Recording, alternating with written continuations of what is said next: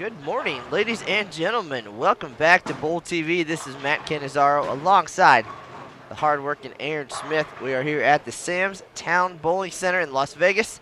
It is the Cashers round of the 2017 Super Senior Classic.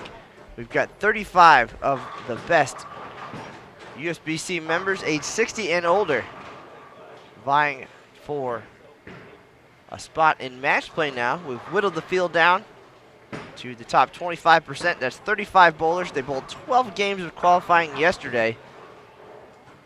Now they'll bowl 6 more here in the Cashers round. We'll cut from 35 down to the top 12. And then we'll cut the field in half again for match play. We'll have the explanation coming up in just a minute as we get settled in. We do appreciate everybody joining us here. New format this year. And we'll see if Junichi Yajima can make it back-to-back titles here at the Super Senior Classic. He was your leading qualifier yesterday through 12 games. Just got his award for being the high man on the day. Right now, these 35 bowlers will move across the house here at Sam's Town. 6 games. Total pinfall for 18 games will determine the top 12 for match play. And if you are familiar at all with the Professional Women's Bowling Association, this is the same format they use out there on the PWBA Tour. It keeps things pretty exciting as everybody pretty much has a chance the entire time. So right now, 35 players, total pinfall carrying over from yesterday's 12 games. 18 games will determine the top 12. At that point, the odd number seeds will go to one side. The even numbers will go the other. So 6 and 6, and they will have 5 games of round-robin match play, followed by a position round. And after 24-game total pinfall, plus bonus pins for match play, the leader of each match play group automatically will be seeded into tomorrow's stepladder finals. And they will determine, they will be the 1 and 2 seeds, determined by the total pinfall. And then the number 2, 3, and 4 qualifiers in each group will battle things out in a group stepladder. 4 will take on number 3. The winner will battle the 2 seed. The group stepladder winners also will advance to the stepladder finals, and their seeding 3 and 4 will be based on average for the event.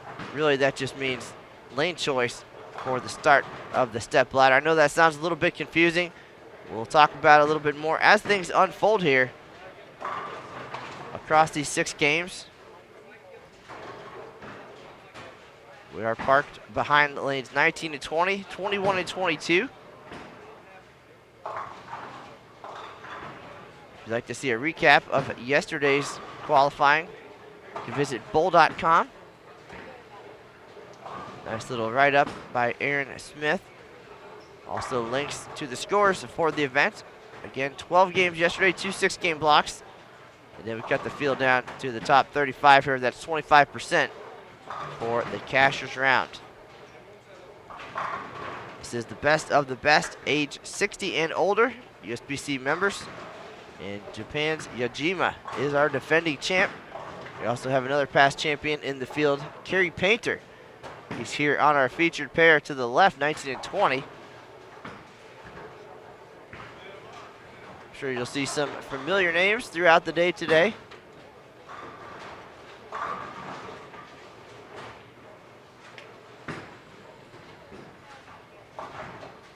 We appreciate everybody stopping in, giving us part of your weekend here for the Super Senior Classic. Again, this is Matt Canizaro alongside Aaron Smith. We'll be here all day long for today's action. 6 games of Cashers round, and then we'll be here for all 6 games of match play this afternoon. If you have any questions, you know where to find us. Drop those in the chat room. Find us on Facebook, the Sport of Bowling USBC, or on Twitter at USBC, and we'll be glad to answer any questions you might have. Right now, we're just getting things squared away here and getting comfortable for a long day of competition here at the Super Senior Classic. Thanks for tuning in.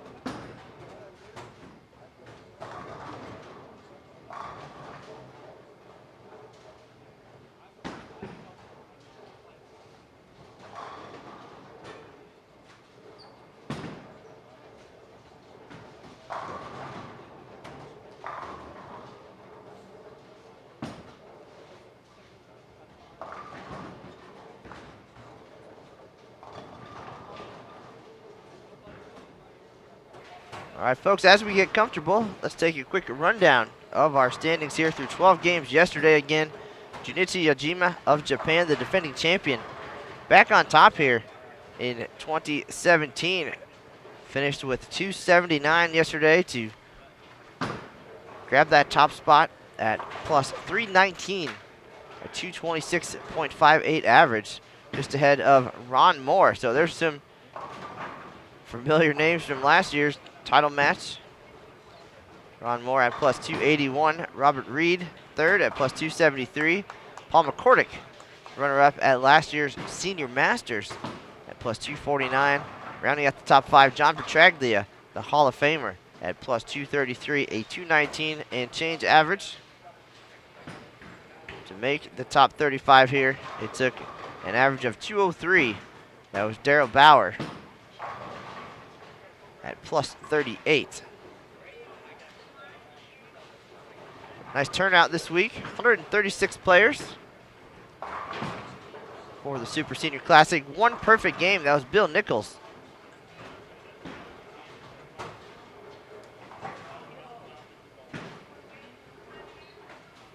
And with the 300, Bill went on to finish qualifying in the 6th position at plus 203. So that 300 came in game 3 of the first block yesterday.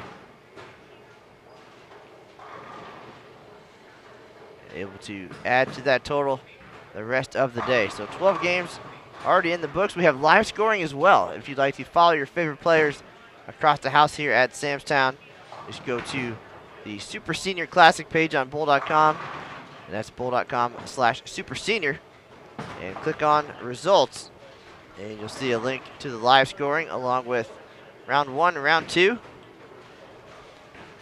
And then we'll have the Cashers round standings posted as they become available as well, so you can follow along here.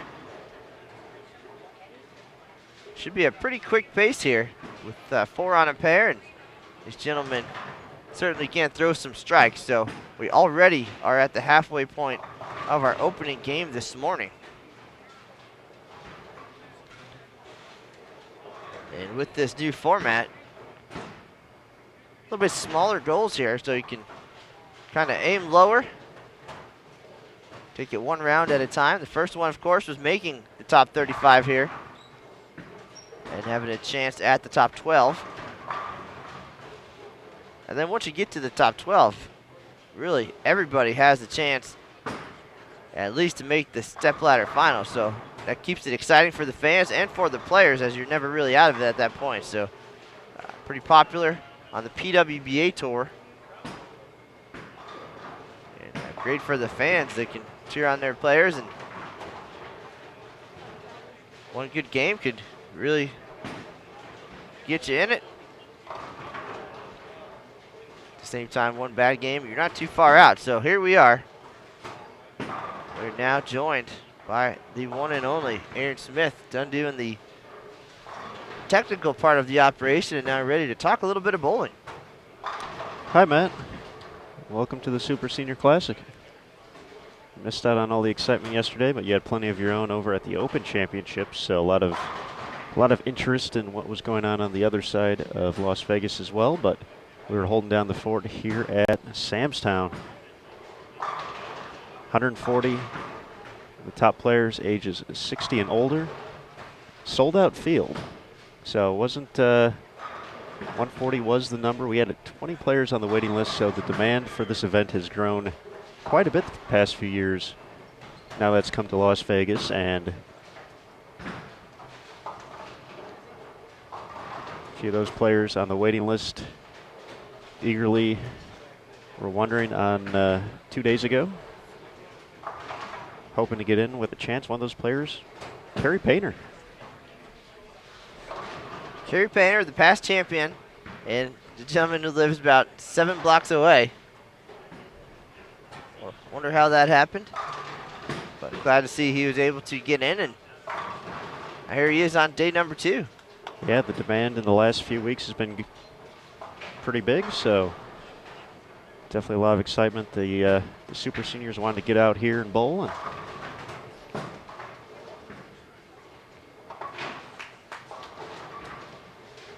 They definitely got some games this week. 12 yesterday. Hoping for 12 today. For a chance to make it to the stepladder finals taking place on Sunday.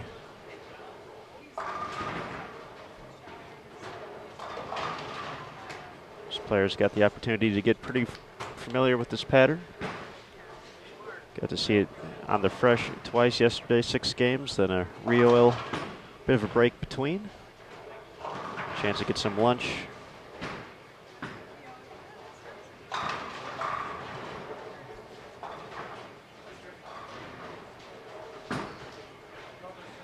Before they prepared for their final block. And Matt, I saw you at the picture on your phone there. Our defending champ, Junichi Yajima, took advantage of that break, made the proper moves, proper adjustments, and shot the lights out here at Sam's Town. Averaging better than 244, including that big 279 the final game to lock up that top spot. He had not been in the lead the entire time. So went around Ron Moore, who ironically enough he defeated in the finals last year. So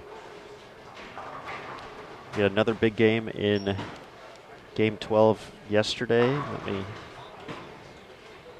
When I get the information right, but Jim Heinz out of St. Charles, Missouri was at minus 41 heading into the last game. Fired 298 to get to plus 57.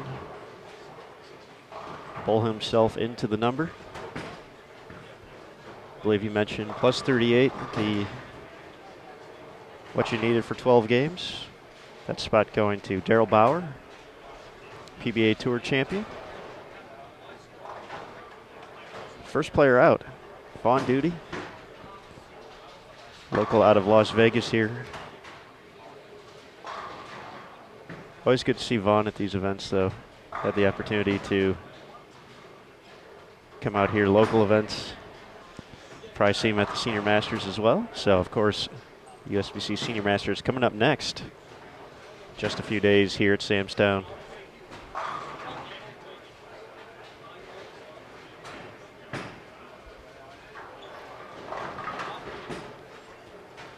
Matt, you mentioned that quick pace today, and we're hitting the home stretch here, game 1. These guys don't mess around. They're got their sights set on that top 12. And for some, things are going to end here shortly.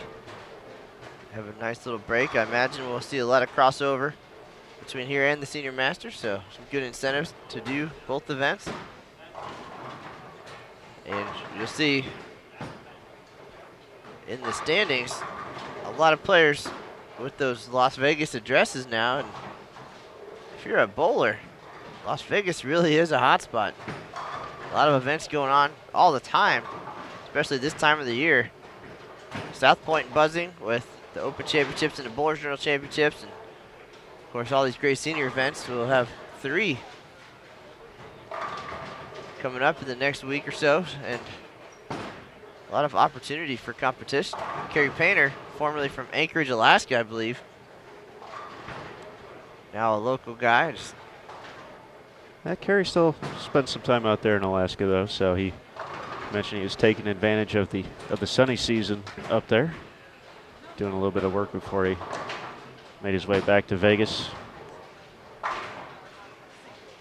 2013 champion, the inaugural SSC champion.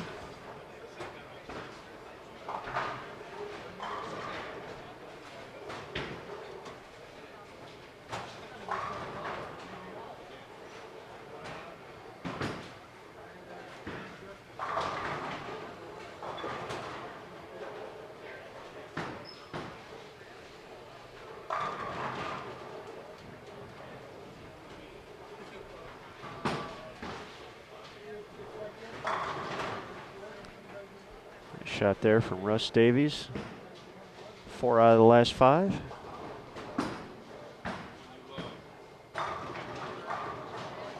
Gary Burke was looking for 4 in a row there. 10 pin does not cooperate. From the left side, Dick Baker. Wheeling and dealing, nudging the 7.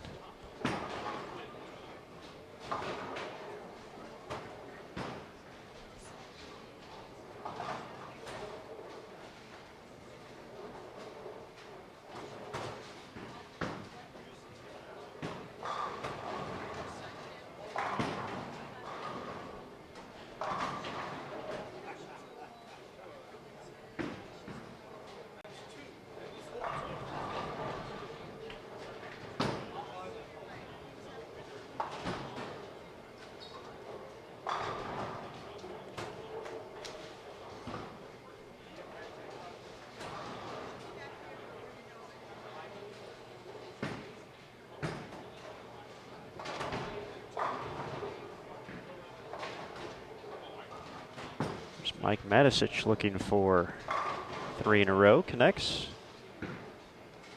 Right-hander clean through 8 frames.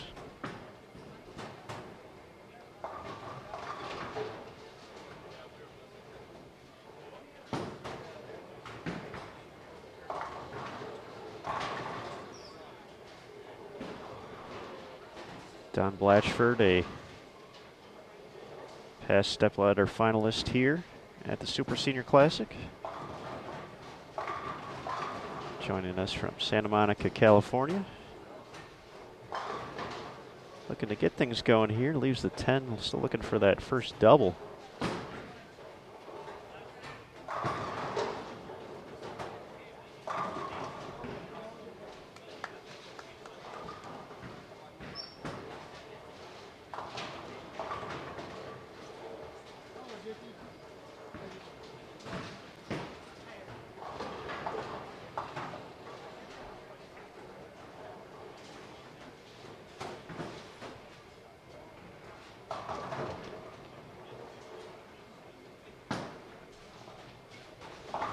Problem on the spare for Max Schellenbarger.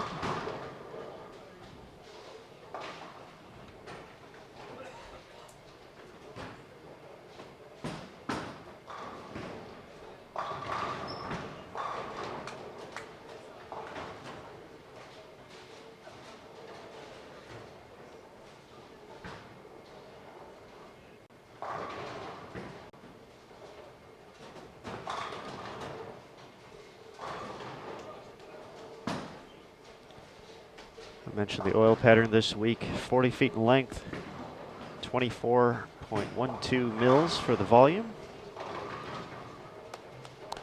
We are on the Kegel Ice Oil this week. If you want to find that graph, you can visit bowl.com/super senior.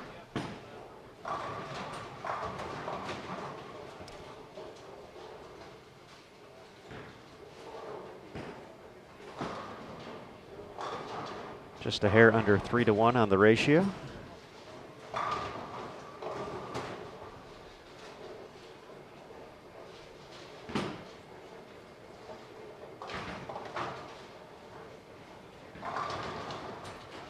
So definitely playable out there, but had to execute.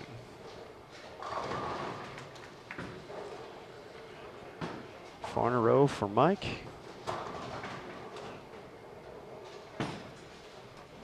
Heading into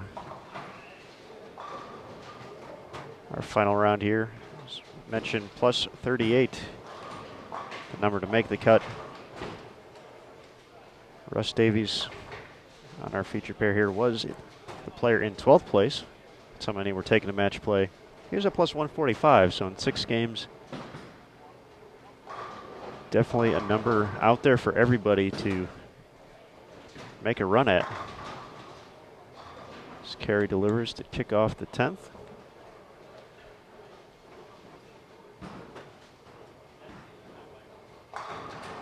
Carey was in 23rd at plus 86 to start today. Looking to get to 236 and make his way closer and closer to that cut number for the next round.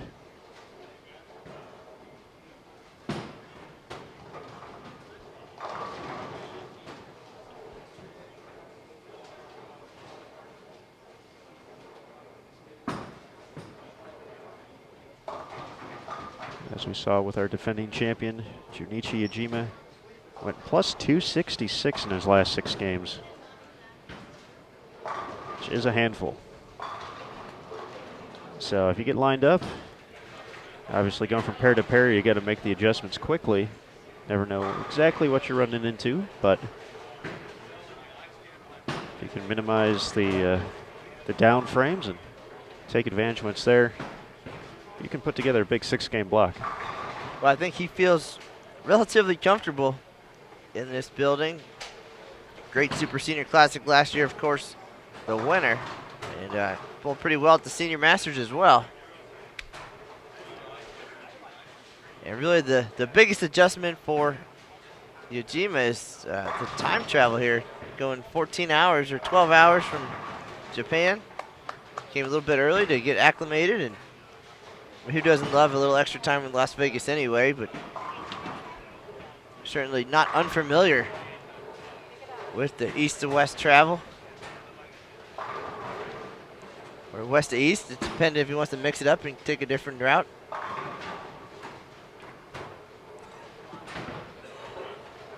Yeah, has been in Las Vegas for about a week now.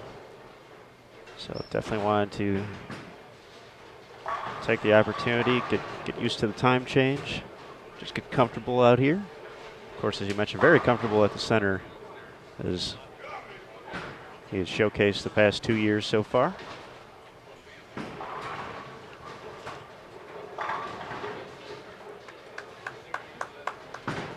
Just spent a lot of time preparing, but he still was a bit in shock that he captured that win last year. But for folks who have had the opportunity to follow his career, certainly no surprise.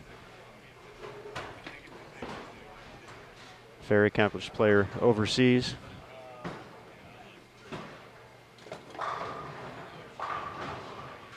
Now collecting some big wins here stateside. Nice shot there for Blatchford, looking to get to 180 with one more. Terry Painter, 236. Going to be the big number on our feature pairs, 19 through 22. Mike Matisic, full ball away from 226, up on 22. We're skipping a pair in between.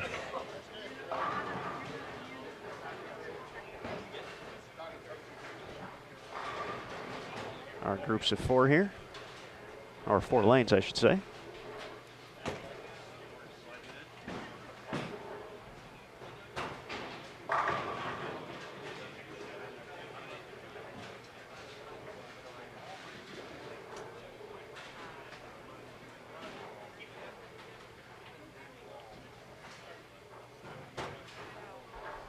Aaron, we'll have the official standings hopefully relatively quickly, but if my math is correct, Yojima not wasting any time here, getting out to a good start in what appears to be a 256 start here for the cashers round, but get you guys updated as soon as we see those scores available, as the players now on the move, getting ready for game number 2 here at Sam's Town Super Senior Classic. We are 1 game closer to finding out our top 12 for match play. So we'll let the players make the move to the second pair here, and we'll have game number 2 coming up in just 1 moment.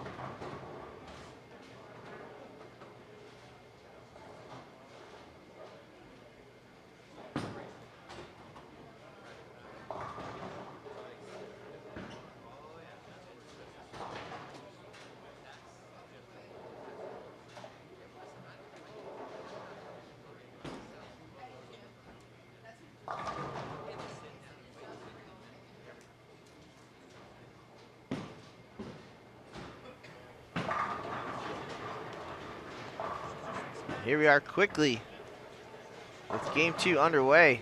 Tom Carter, saw him there on lane 20.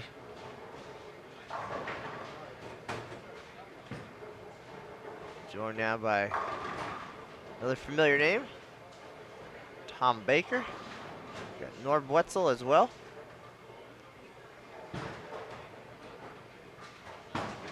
Looks like Kevin Croucher, our 4th player, on 19 and 20.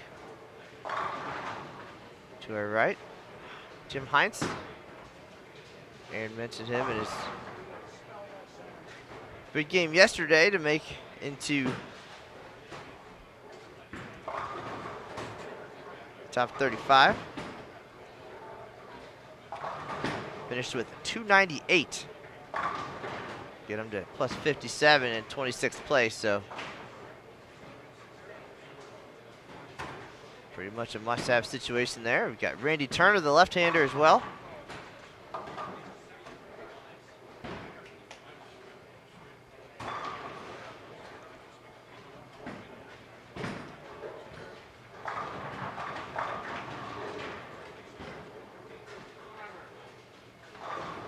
Those gentlemen joined by Stephen Davis and Warren Nelson.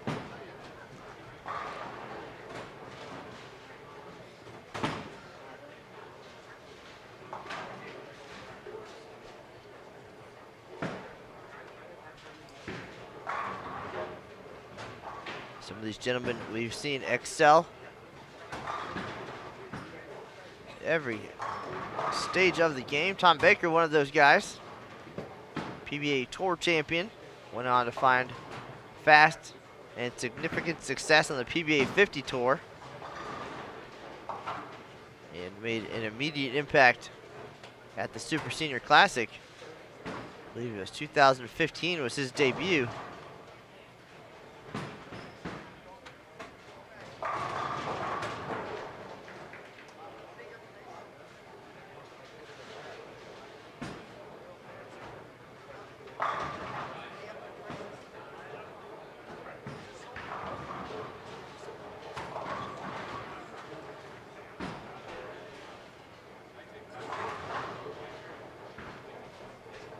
Nice little crowd online tuning in for the best players, 60 and older.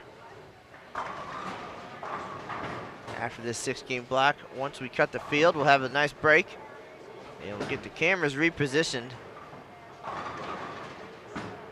as the players will be a little bit more spread out for that portion of the tournament.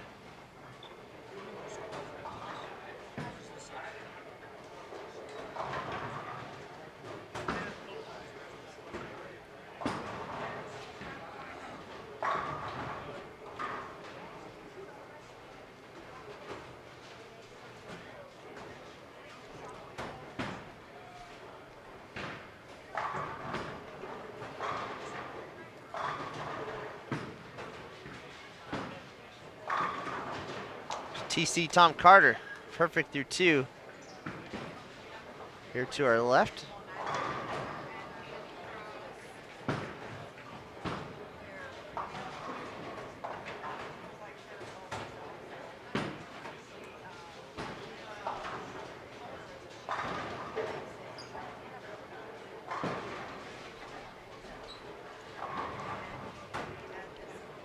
Coming into today, 12th position was at plus 145, a 212 average. We got 35 players in the field. 35th place was plus 38. So a little bit of work to do for those guys. Certainly plenty of time with 6 games here on this 40-foot oil pattern at Sam's Town.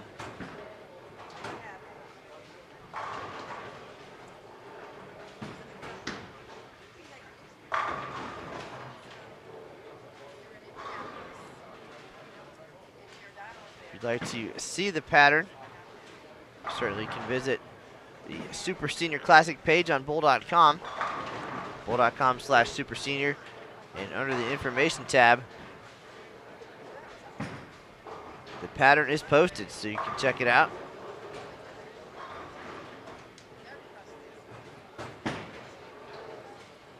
Also a prize fund and a schedule for the rest of the weekend. Again, this is our Cashers Round, day 2 of this event. Round robin match play will start at 2 p.m. local time. It's 5 p.m. on the East Coast. Then we'll be back bright and early. 11 a.m. Eastern, 8 a.m. here in Las Vegas for the group step ladders. And of course, the winner of each step ladder will advance to meet the number 1 and number 2 seeds in the step ladder finals at 11 a.m. local time, 2 p.m. Eastern. And if you're not familiar with the PWBA, Professional Women's Bowling Association, and its format, that's what we're seeing here, and it's a little bit complicated, but we're here to walk you through it.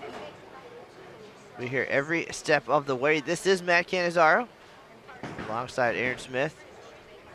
You know where to find us with your questions. We're glad to sort it all out for you. But really, more than anything, we're here to watch some great bowling.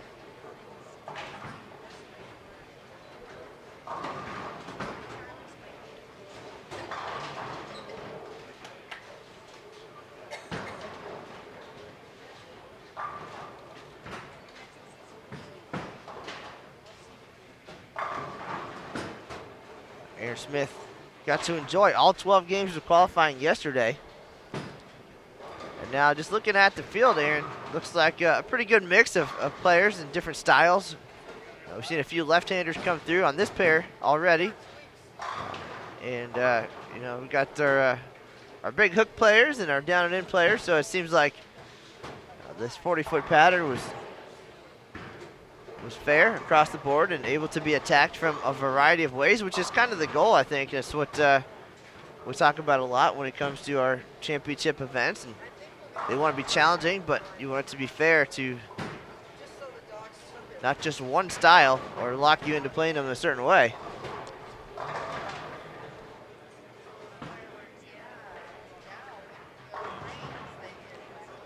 We also are seeing a variety of equipment out there today. So got some shiny stuff, some dull equipment.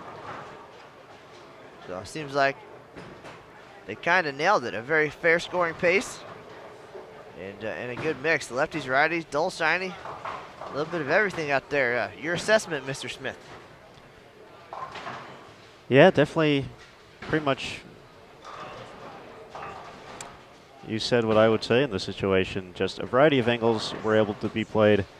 And of course, the opportunity to see the fresh twice yesterday kind of let players not only find out what worked, but also what didn't, what kind of layouts matched up, what kind of surfaces matched up, symmetric, asymmetric, whatever it may be that was going to give them the best opportunity to find a score. Tom Carter, for one, had a pretty big final 6-game block yesterday, and we can see Tom is definitely going a little bit more left to right than what we saw a few of our players do in the opener on the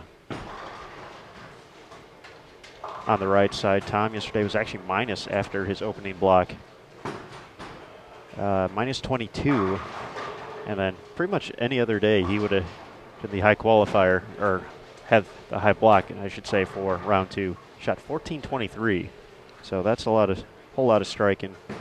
227, 244, 223, 227, 234, and 268.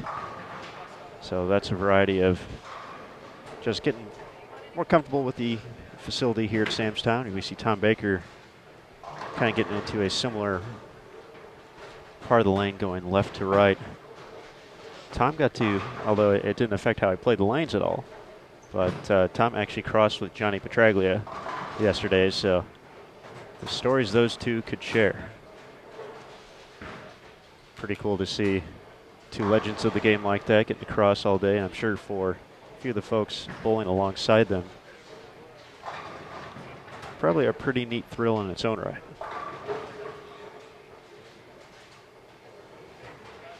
But yes, lefties very well represented as well. I got to see a few of them, and That's just a tough frame there for Warren. So Kevin Croucher going a little more direct. Or Bletzel from the left side.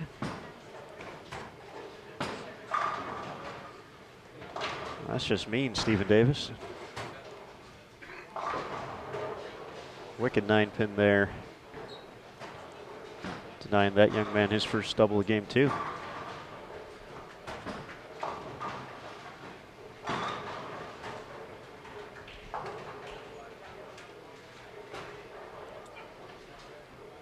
Well, it does look like, at least here early, a little bit out of bounds as Tom Carter so elegantly demonstrated there on lane 20.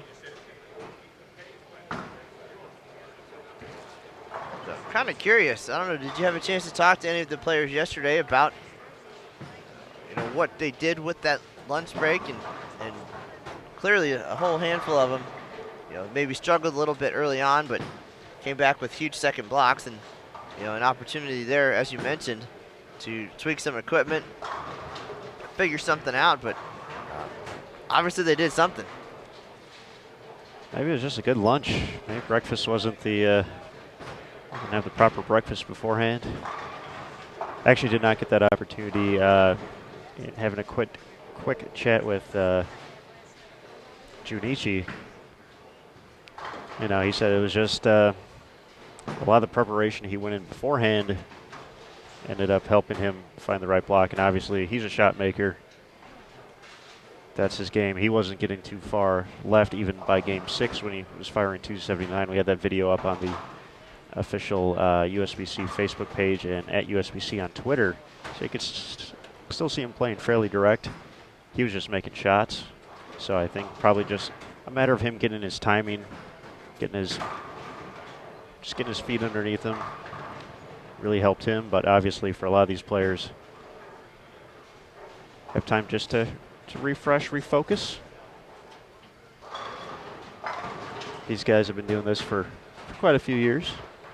I'd say is a safe bet. So obviously the mechanics are there, but sometimes you just need to assess the picture, and that break gave these guys a chance to do that. They weren't already comfortable with what they saw. Probably a chance for a lot of them, though. This is a good opportunity to catch up with folks. Folks you don't see necessarily all the time. It's cool to have everyone convene here in Las Vegas. It's almost like a reunion. But just, I'm sure, a lot of chatting with whoever you went out to lunch with. Probably went a long way too. And just talking about angles, ball surfaces, whatever it may be.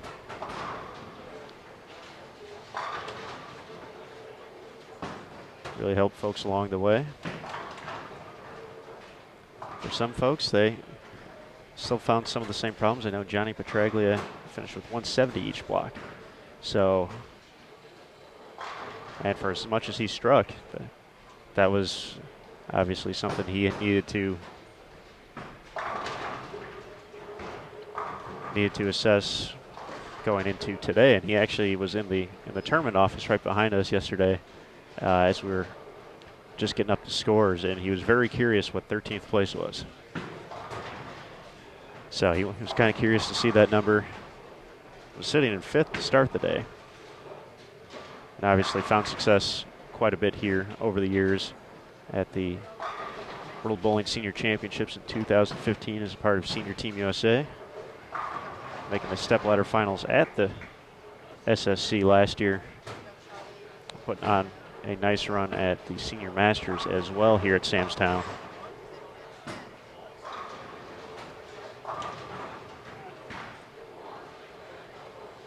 It's one of those things with the longer format, you don't want to think too far ahead, and the players will tell you that. Kind of a series of smaller tournaments in one. First goal, make the top 25%, top 35. Give yourself a chance at making match play, but you got to make this round. Bowl these 6 games before you can get to match play. You got to make match play before you can get to the step ladder. And of course, once you get to the top 12, Everybody pretty much will have a chance at the final step ladder. Just gonna take it one round at a time. Very cliche. Stop stealing my lines then. Unless your name is Yajima, and then you just walk in thinking about that #1 seed and do what you gotta do to get there. Junichi had to win a few games last year to set up that title match. It was actually right here in 19 and 20 last year. As he squared away with Ron Moore, but of course that classic match against Johnny P. Both of them firing away. The miscue in the 10th from Yajima, missed a 10 pin. To where Johnny just needed a mark to wrap things up. Maybe even just good count. And 4 through the face for the Hall of Famer. New life for Yajima. Tom Baker says, easy game.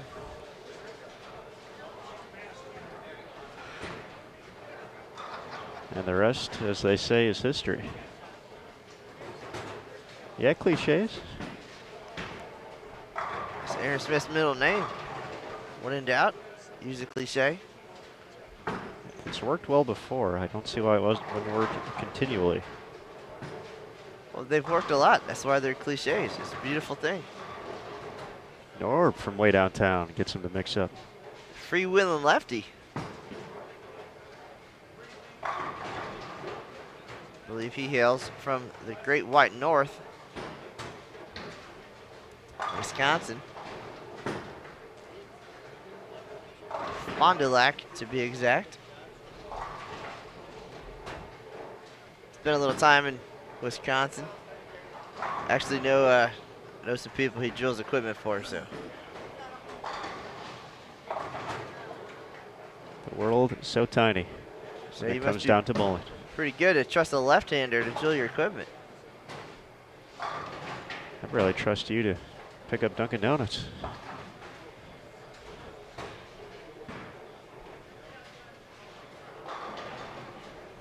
Because you're left-handed. That's not so much about you being left-handed. It's also Speaking of also a left-handers, suggestion. by the way, my good friend Randy Turner from the Southwest region, struggling a little bit here in the back half of game #2. On lane 22 with the Greek Church. TC Tom Carter not struggling, however, delivering 3 in a row to our left.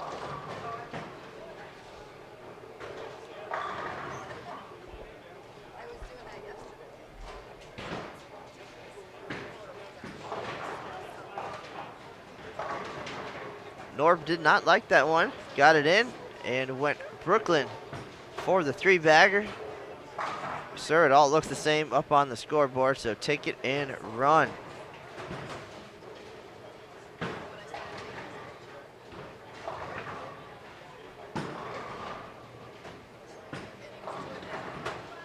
Do appreciate everybody giving us part of your Saturday here at the Super Senior Classic. This is game 2 of 6.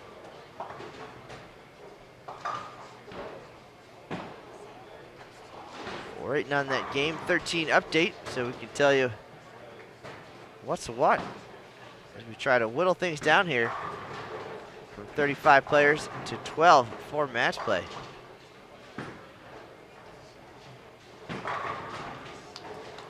Tom Carter wants to be there. Throwing great shots here. 4 in a row after the demonstration, as you said, of the out of bounds. Talked about Carter's second block yesterday, 14-23. After going minus in the first block and qualified 7th. Trying to tack on some cushion here. A lot of talented players. Many names from PBA Tour past. Some players like Ron Moore didn't really break out until the senior tour. Many enjoyed careers in the real world prior to turning 50 and having the opportunity to compete on the lanes.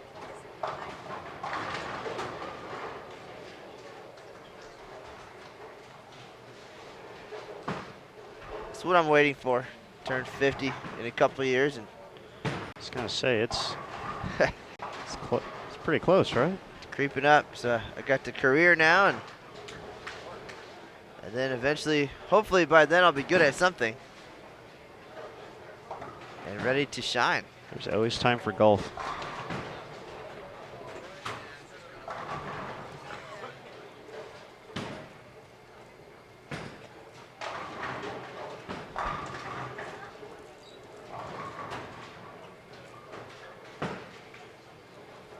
So we've got a tale of two pairs here at Samstown right now. We got a high-scoring 19 and 20. And some struggles happening to our right on 21 and 22.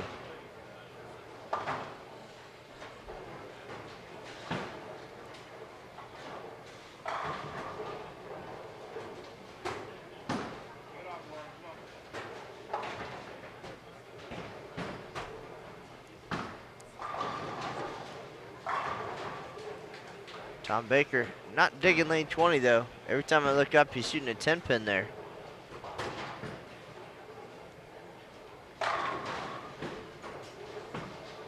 Nice bounce back there from Randy after the Greek Church in frame number 7.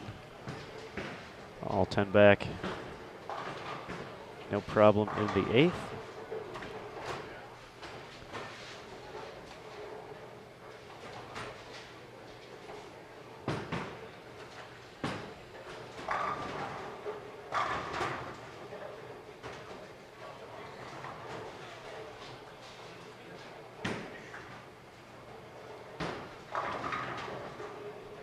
Baker, one more 10 pin for the road.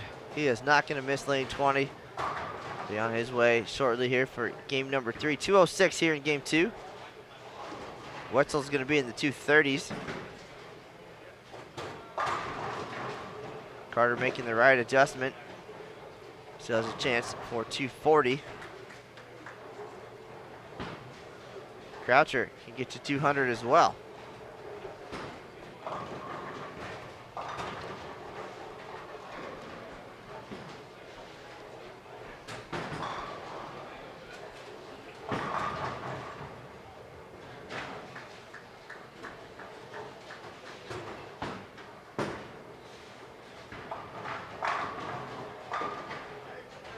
Shot there from Croucher to kick off the 10th.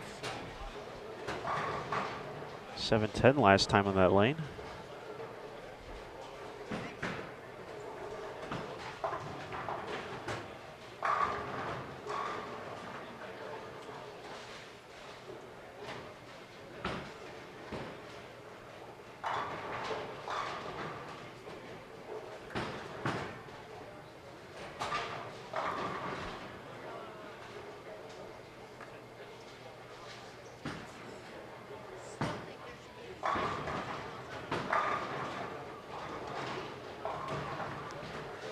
Shot there by Davis, 3 out of the last 4.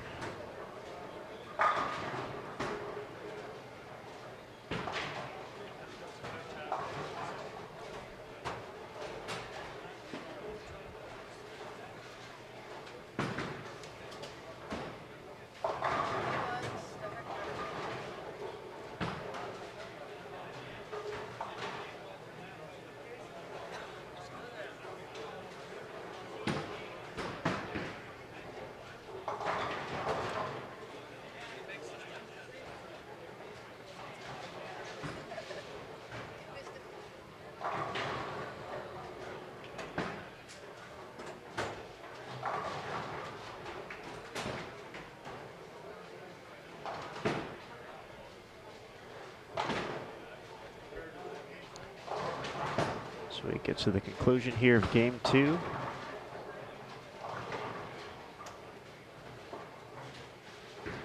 down to 35. Top players ages 60 and above. Started with 140. Sold out field here at Sam's Town.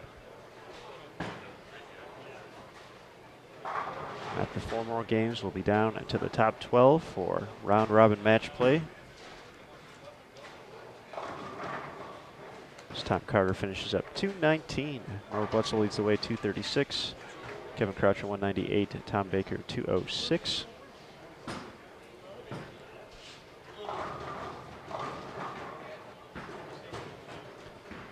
Once we get down to match play, our 12 players will be separated into 2 groups. All of our odd seeds with total pinfall. 1, 3, 5, 7, 9, 11. We'll bowl in one group. All the even seeds in the other 2, 4, 6, 8, 10, and 12. They'll bowl 6 games, including a position round. You want to be leading. That's the easiest way to get to the dance tomorrow. If you're leading your particular group, total pinfall and bonus pins, you're in the step ladder. If you're not that guy, you want to be the guy in second, third, or fourth. If you're 5th or 6th in your group, you're eliminated at that point. You've had a nice tournament.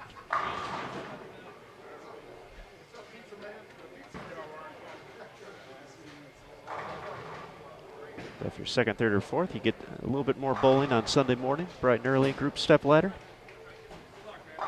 3 bowls 4, winner faces 2. Winner of that in each of the group step ladders makes it to the final step ladder.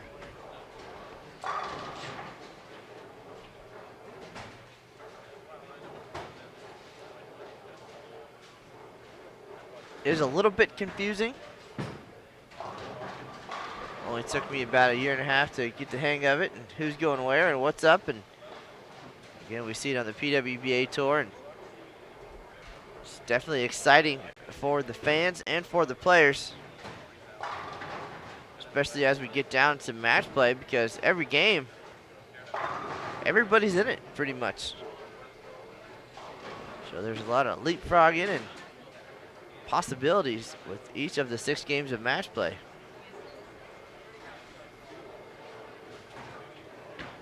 But again, if you have any questions, we are here to answer those for you. If you want to check out all the results and kind of see it all on paper, you can do that. bowl.com/supersenior.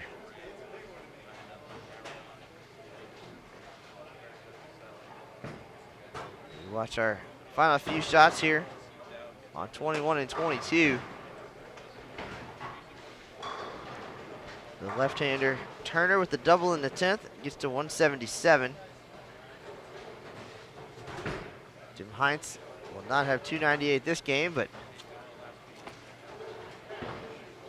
still got 4 games to go. See how things shake out. Warren Nelson not enjoying this pair at all. Had a little fun on that last shot after finally getting everything to cooperate. It's a great shot. Looking for a strong finish here. A little momentum heading into game 3.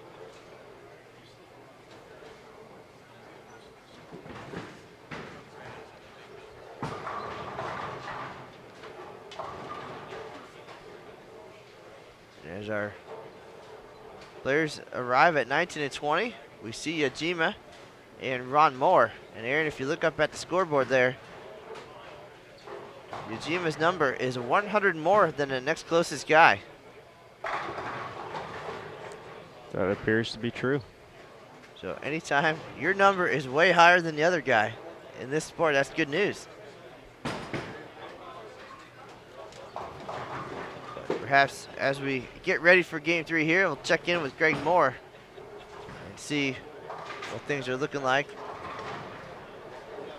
for the standings. Get you an update out there in Bowl TV land.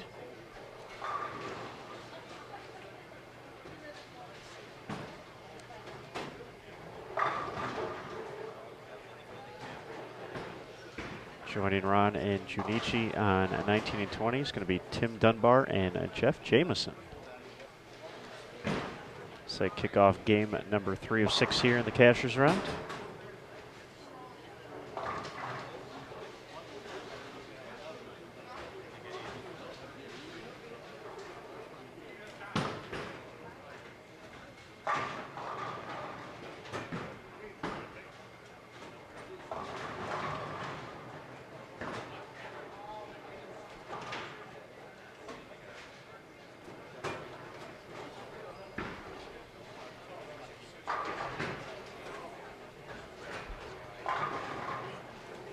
It really was a great, just a great overall stepladder last year. Looking back at the 2016 event, getting to see Ron and Junichi back on the pair where it all went down. Both of them bowling fantastic games in that championship match, and Kerry just got the best of Ron at the end, while Junichi kept connecting, getting all 10 to fall.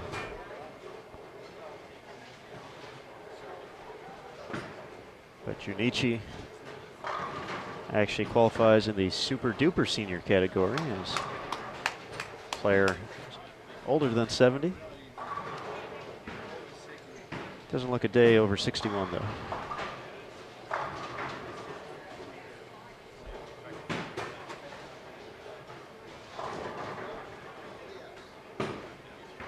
Well, the old SDS showing the young guys how things are done here at Sam's Town. At this rate, they're going to name the bowling center after Yajima.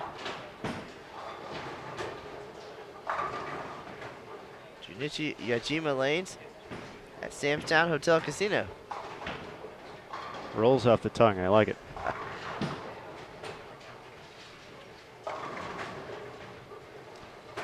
While we're talking about the good folks at Sam's Town, big shout out to Mike Hoffman and his crew. Tom Pippinger, his right-hand man here, and always does a great job for us. Always look forward to events here at Sam's Town, because those guys make sure we're taken care of and make sure the bowlers, even more importantly, have a good experience, have a championship experience feel to their event.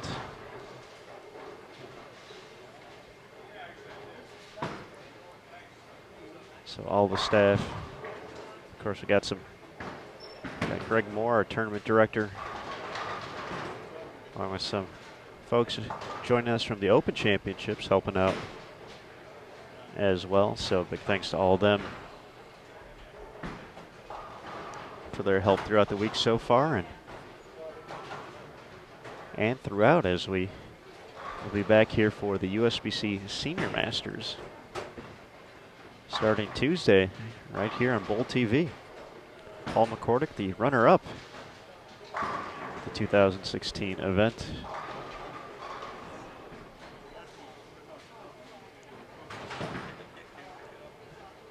Classic final match with some guy named Peter Weber.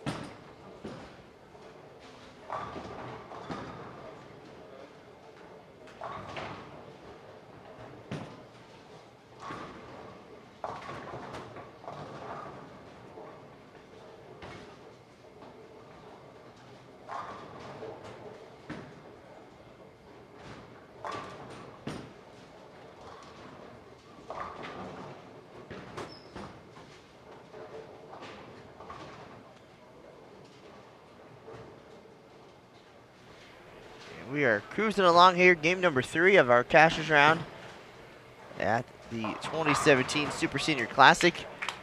They have game 14 standings up on the far end of the bowling center. And waiting for those to be updated online. Take a look here as those come back around, but Yajima still on top after 14 games at plus 401. Robert Reed second, Paul McCordick is third, John Petraglia is fourth, and Ron Moore is fifth. 100 pins behind Yajima. So Ron Moore at plus 301 right now. And working on a 4-bagger here. A little bit of fire coming out there on that last shot. 12th right now is Stephen Davis at plus 186, it looks like.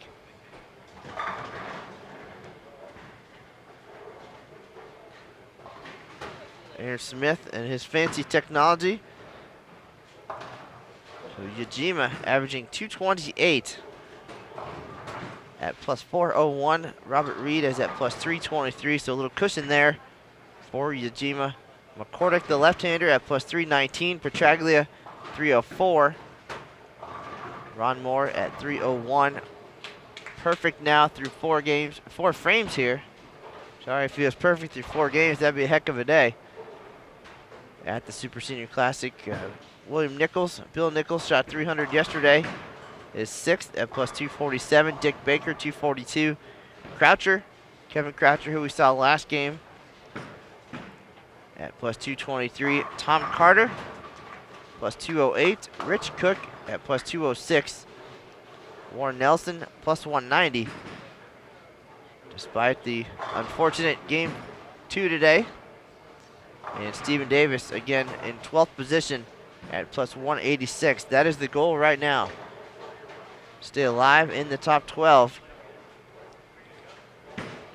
Get yourself into match play, and then you're going to see 12 players with the chance at one of the 4 spots in the stepladder final. So it'll get pretty exciting here by the end of today. Players will be split into 2 groups for match play. The winner of each group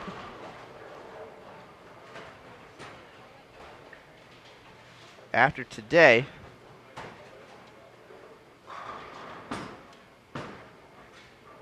will be guaranteed a spot in the stepladder finals. That'll be based on total pinfall and bonus pins for match play. So the winner with the more pinfall will be the number 1 seed.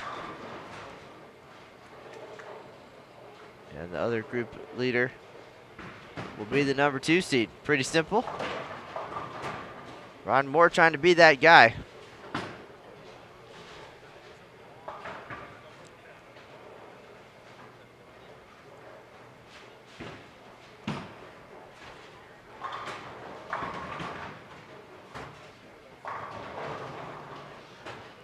Here on lane 22 is Robert Reed of Weed, California. Throwing pins around there, averaging 223 for the week so far.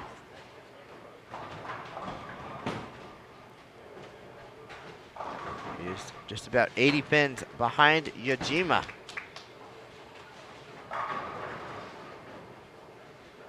Four games to go here in the Cashers round.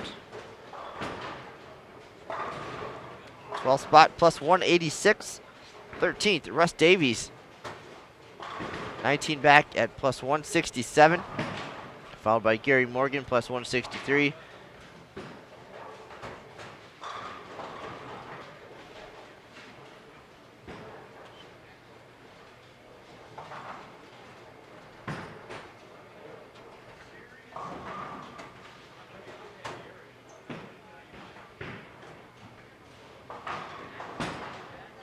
Second place at plus 100. So really,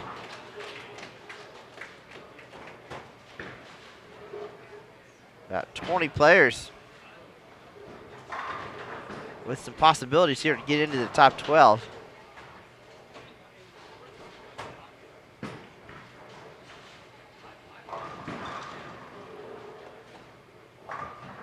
never want to say anybody is safe at this point, but I kind of like the chances of a few of these guys.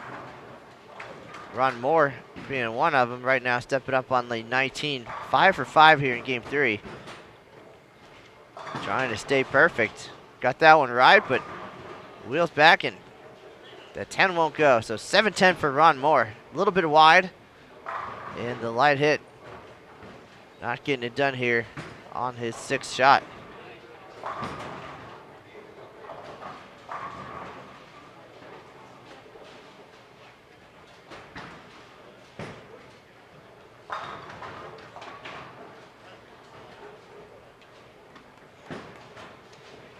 And Ujima with the open frame in the 6th.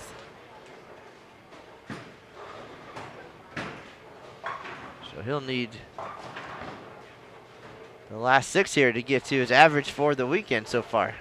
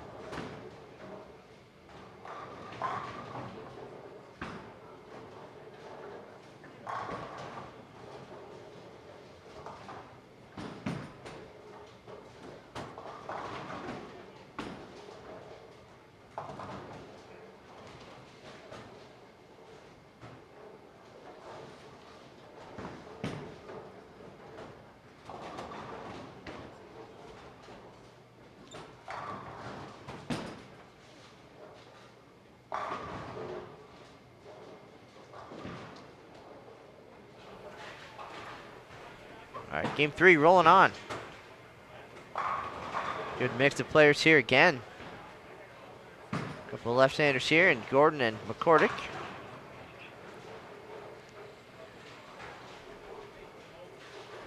Getting to see our leader, Yajima. He's about 80 ahead of Reed coming into this game. Reed trying to make up some ground here. Up on lane 22. Strikes in 3 of the first 5 frames here, working on the double. Goes high, can't get the 4 to go.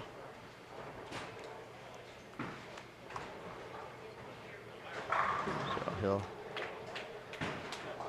cut into that lead a little bit. Making up about 5 pins on Yajima here.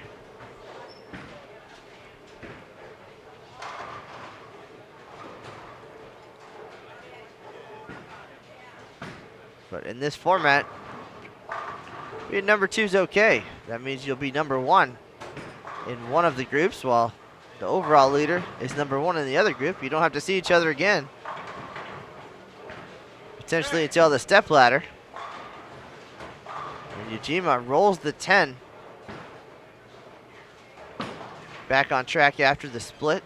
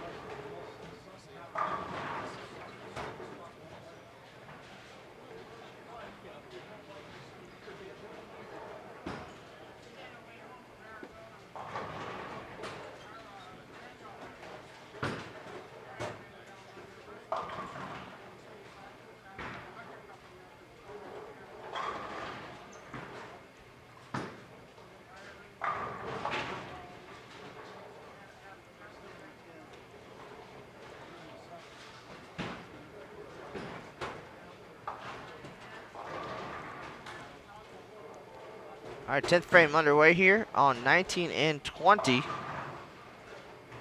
Dunbar and Jameson going to wrap things up first, followed by Moore and Yajima.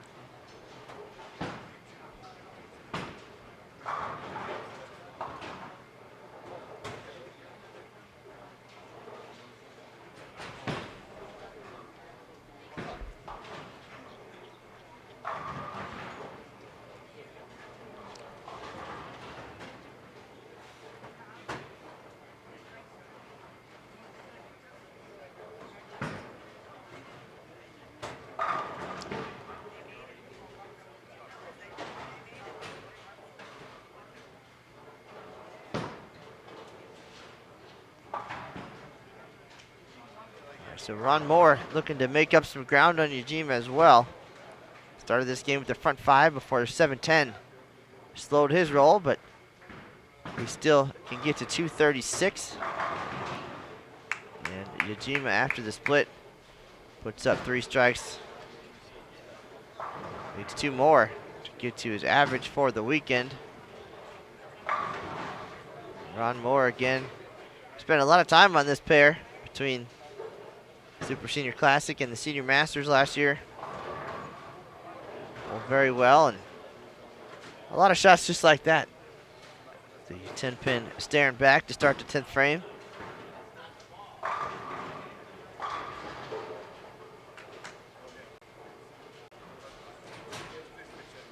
At 21 and 22 here. Wrapping up the 9th frame. Things went south for Reed after we mentioned his double. And potentially picking up some pins on Yajima. Back-to-back open frames. Follows that with a strike. Still can get to 205.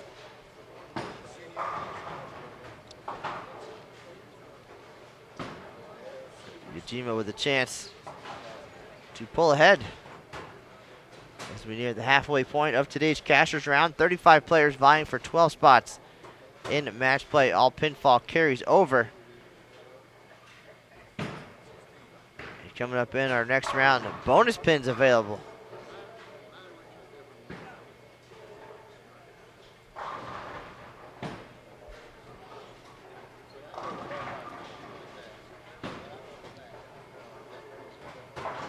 Yajima will not get to that average. Comes up a little light in the pocket.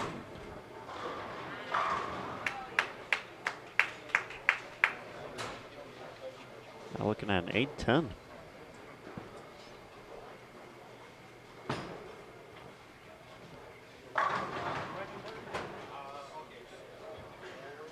.225 run more in the books. Jim Gordon just enough.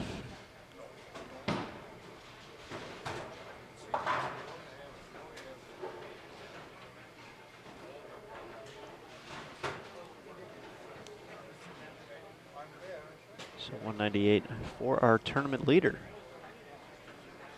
It's nice of him to give everyone else a chance to catch up. Gain a few pins.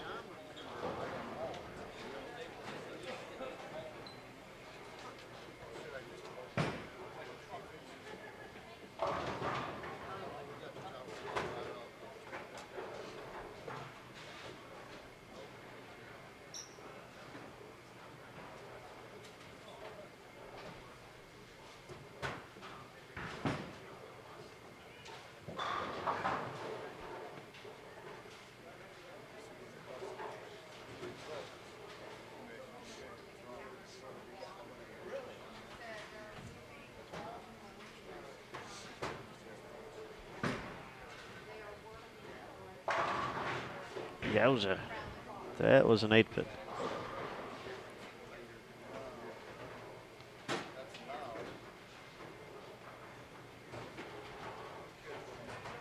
Pair of doubles early for Paul McCordick.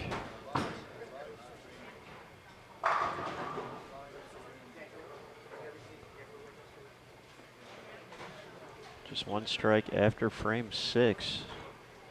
Cannot max out at 201. Steve Kiss leads the way on 21 and 22 with 225. Nice clean game there.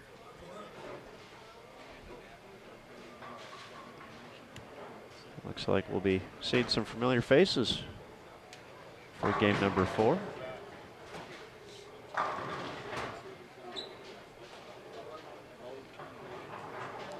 Got Jim Hines, Randy Turner, Warren Nelson, and Stephen Davis. Not going to give 19 and 20 a try. Big finish there for Bob Reed.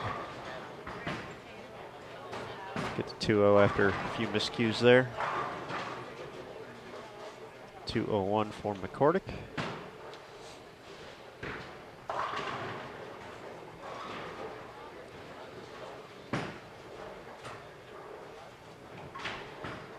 His brother Pete was hoping to make an appearance, but work came first.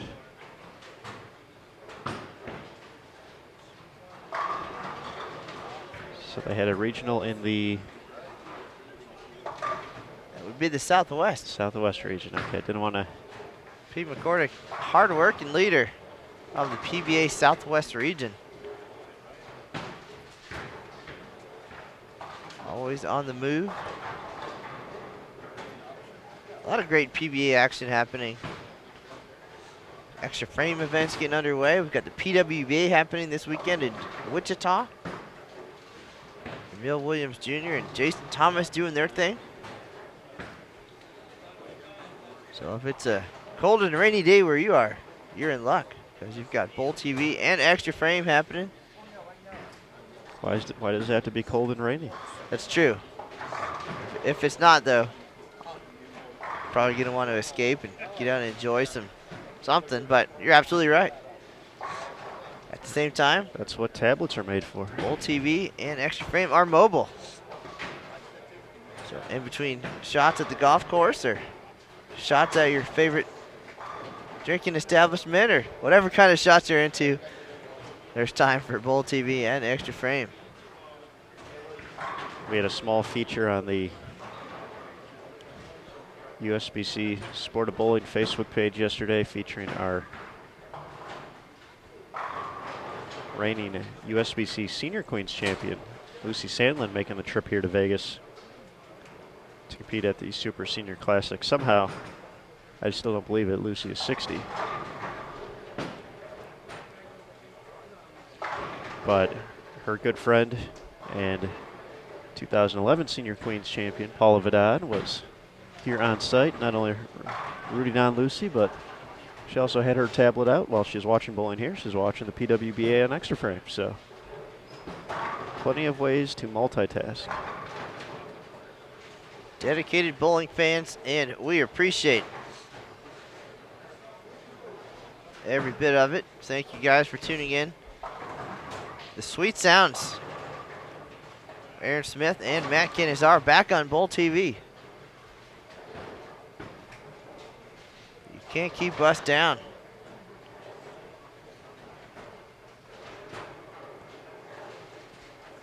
Well, they can keep the volume down at the rate we're going. Highly recommended. Running out of time for some of our players, though. This is game number 4 already. 4 of 6. 35 will become 12. It'll get quiet here at Samstown Bowling Center. As we inch closer to the excitement of tomorrow's group step ladders, followed by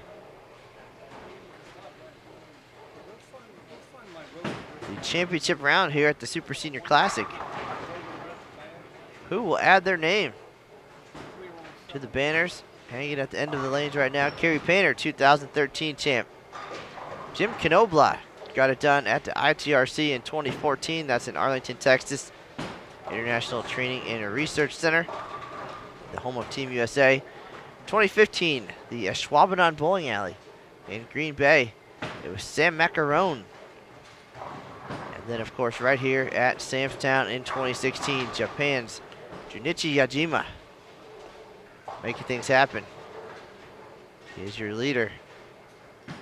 After 14 games for sure, likely after 15 as well. Trying to solidify his place in the top 12. And after we split up into our 2 match play groups, the leader, after 6 games of match play today in each group, will earn a spot in the championship round and get to sleep in a little bit tomorrow. That is right. We will know our top 2 seeds for the stepladder finals. As you said, the opportunity for them to have some time to reflect on the overall performance up to this point. Get to sleep in if they choose to do so.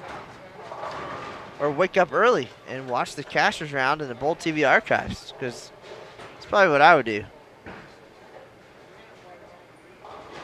But you never know, though. It could be a good learning opportunity to see from a different perspective what did work, what didn't work.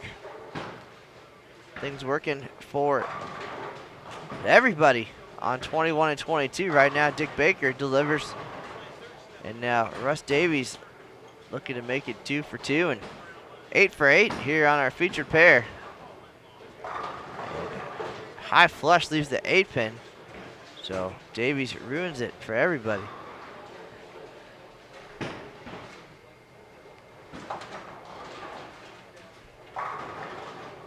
No pizza for 21 and 22 here.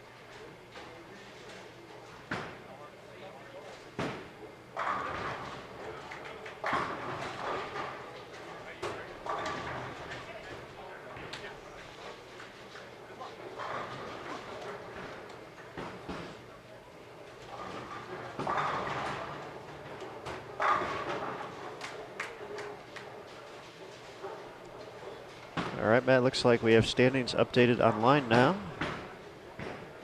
through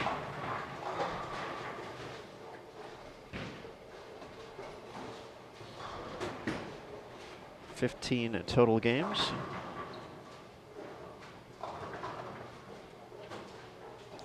Junichi Yajima of Japan still leading, but USBC and PBA Hall of Famer John Petraglia shooting a big at 279. So Petraglia has gone 750 his first 3 games. Now within striking distance. See what I did there? Striking. At plus 383, Yajima plus 399.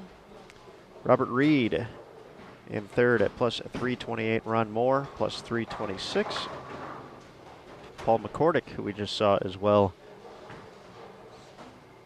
now in 5th at plus 320. Dick Baker on our featured pair. Going to be up on lane 22 in a moment. Big set 721 for his first 3. Now in 6th at plus 290. Kevin Croucher plus 279. William Nichols plus 253. Warren Nelson, we saw him have that 160 game over on 21 and 22. Bounced back with 246. He's in 9th at the moment at plus 236. Tom Carter plus 219, Rich Cook plus 206, and Russ Davies currently the number at plus 190, first player out at the moment. Stephen Davis plus 186. Aaron, you mentioned the surging John Petraglia, and a definite test here as we get toward the end of our Cashers round. You said you bowled very well yesterday until game number 6. Struggled in the finale each game. And see if yesterday's experience is going to help today. If potential number 1 spot on the line. But again, the goal right now isn't necessarily to be number 1. I mean, everybody likes being the leader, but being number 2 is okay right now as well. You get to be the leader of your own group.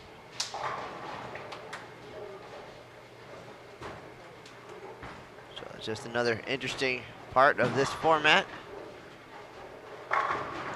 Even if you're number 2, you're number 1. Number 1 of Group B.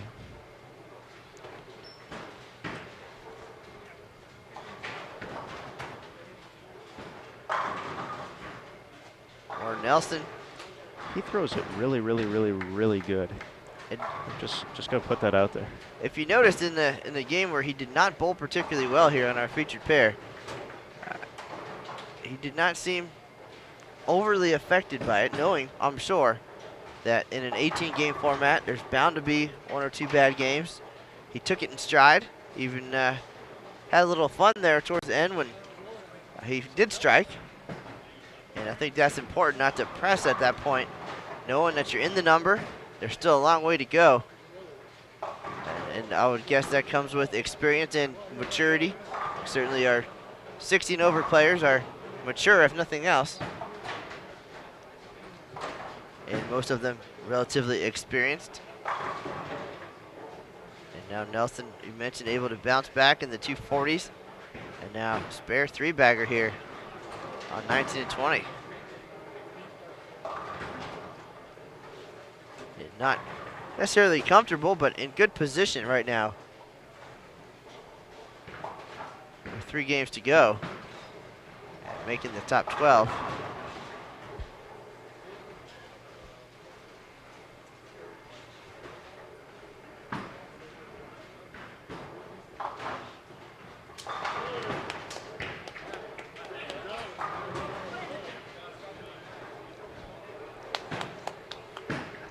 Nice cover there for Dick Baker, even though he did not get the opportunity to see it. Crowd letting him know. 6, 7, 10.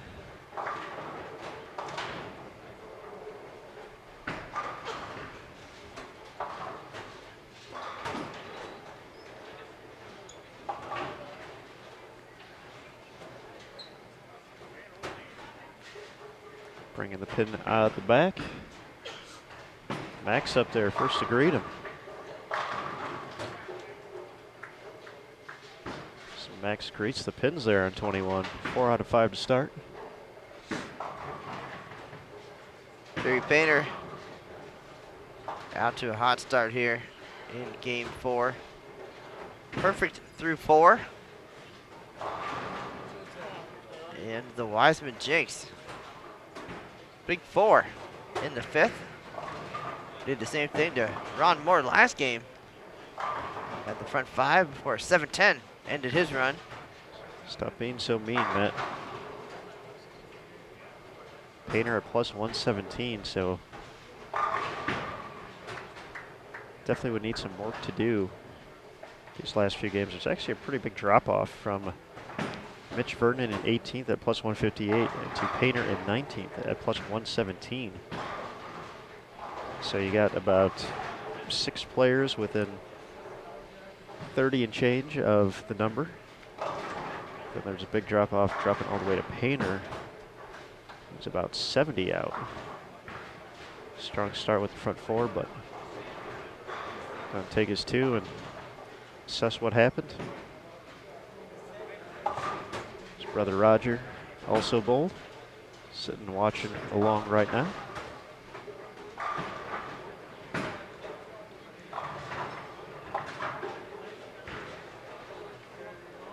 So we mentioned we got about 6 players, 30 pins or so out of the cut at the moment. Mitch Vernon out of Olympia, Washington, is in 18th at plus 158. Terry Leong, nearby Henderson, Nevada, plus 167. Gary Morgan, Marietta, Georgia, plus 169. Mike Matisich from Phoenix, plus 173. Ted Steikoff from Blackhawk, South Dakota, plus 175. And on our featured pair, 19 and 20, Stephen Davis, Manteca, California, at plus 186. 190 the number belonging to Russ Davies over on 21 and 22.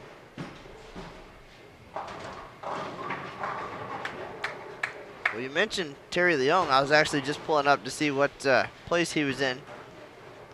See if we're gonna have him present in match play today. I'd like to give him the Best Dressed Award. Rocking the orange pants, the blue and orange. New York Mets, Florida Gators colors, so. Settle down. Hey. Settle down. I'll always pull for the orange and blue. But Terry, 17th, looking to make a little move here. Got to. But only 23 out of the number right now.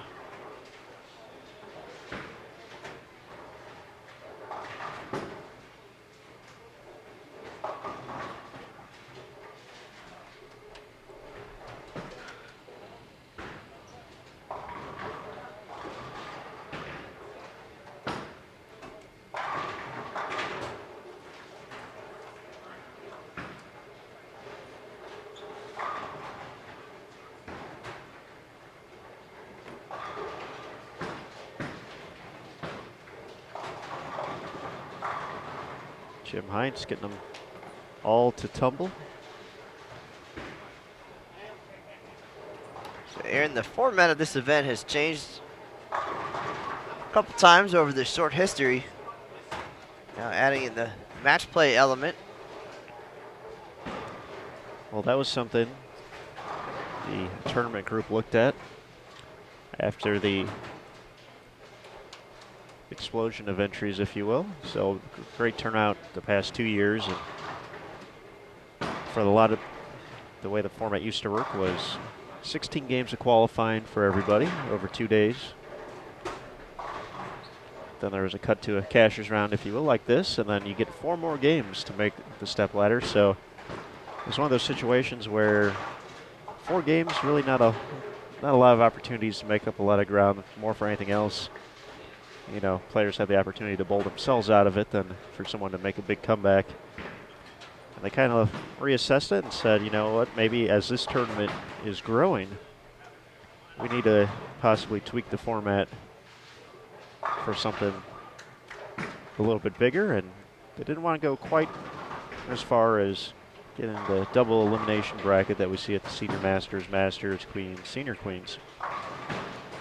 So they felt this this PWBA format, which we've been using on the tour the past 2 seasons, was going to be the right fit. And although, as we said, and as we tried to explain it a few times, it's a little different to look at the first time if this is your first time seeing it. But in all, it gives many more players not only the opportunity to bowl a little bit more, but if you're able to make it to match play, you're going to have a chance no matter what.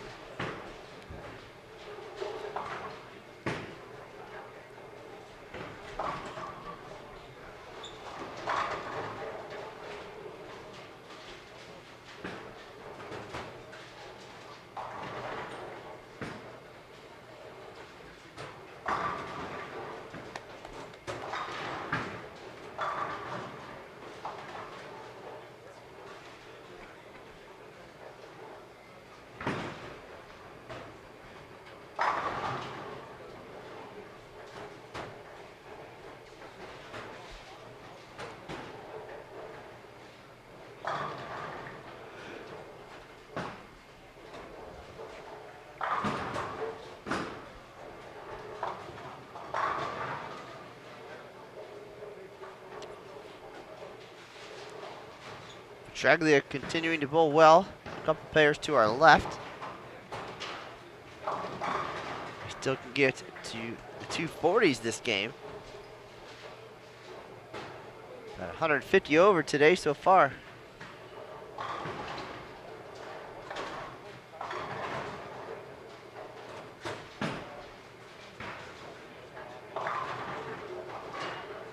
There's a few names you probably could have picked at the beginning of the weekend, and instead we'll see those guys in match play, and JP definitely would be on my list. I don't know about you, sir.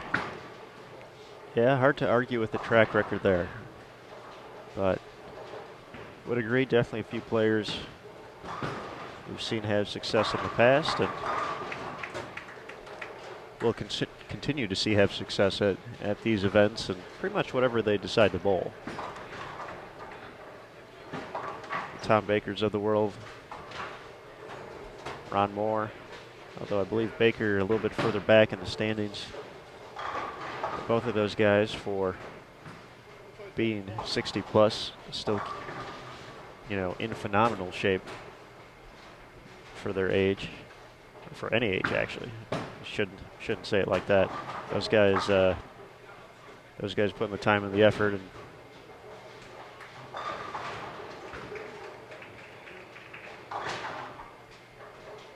does not only show in the appearance, but shows out on the lanes too.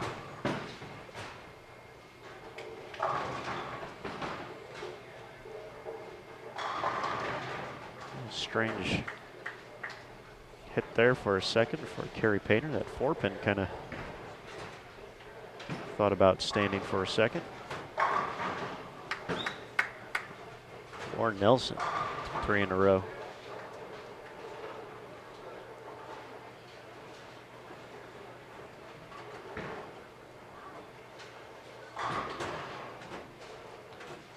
Or Nelson on the day, 243, 160. 246. And now looking to get into the 260s, so bouncing back nicely. Unrattled by the one poor game. Currently in 9th place, and can make a huge move here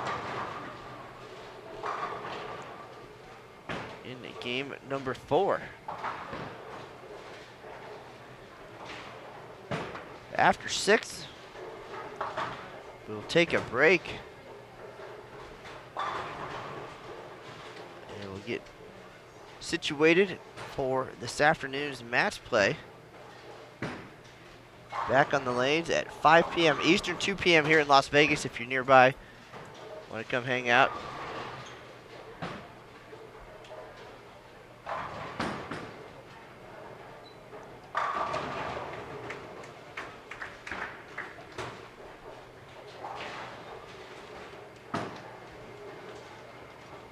Something you don't see every day, and luckily our Bowl TV viewers didn't get to see that either. Like Kerry Painter fixing a knee brace just off camera. Pants on the ground, pants on the ground. We'll see if the undercover maneuver worked out as he steps up on lane 22. Trying to sneak his way into the top 12. Yeah, such an eloquent way of putting things. Well, we've got a Ward Smith and an Aaron Smith. And I don't have many strikes, so I'll play to that one. And whatever Kerry Painter was doing over there, it worked. Delivers a strike on lane 22.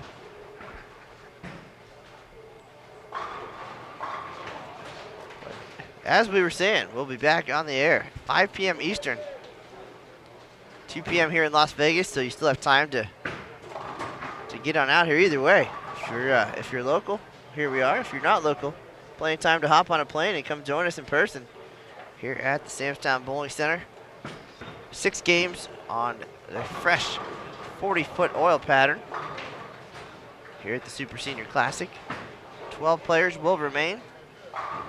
By day's end, we'll know our top 2 seeds for tomorrow's championship round. And then we'll know the 6 players who will advance to the group step ladders. I think we might try something wacky, just based on our setup here. And we'll talk strategy a little bit later today, as we'll be split up for our group step ladders. Talk about our best angle and our best opportunities, and perhaps one of the ideas thrown out there was to do one on Bowl TV and do the other on Facebook Live. That way you can tune in and see your favorite players and get the whole experience, scoreboards and commentary. etc. So we'll hash that out later today. Either way, we'll have it all for you tomorrow. Group step ladder starting at 8 a.m. local time, 11 a.m. Eastern. And then the championship round coming up at 11 local, 2 p.m. on the East Coast. But right now, we're in the 10th frame of game number 4 of our Cashers round. 19 and 20, Randy Turner. Get to 203. And Heinz, 4 in a row, trying to get to the 230s. Jim likes to save his striking for the end of the block, so as we saw yesterday, bowling himself in, big 298. He's about 200 out right now, so he's gonna need to maybe rev things up a little bit sooner.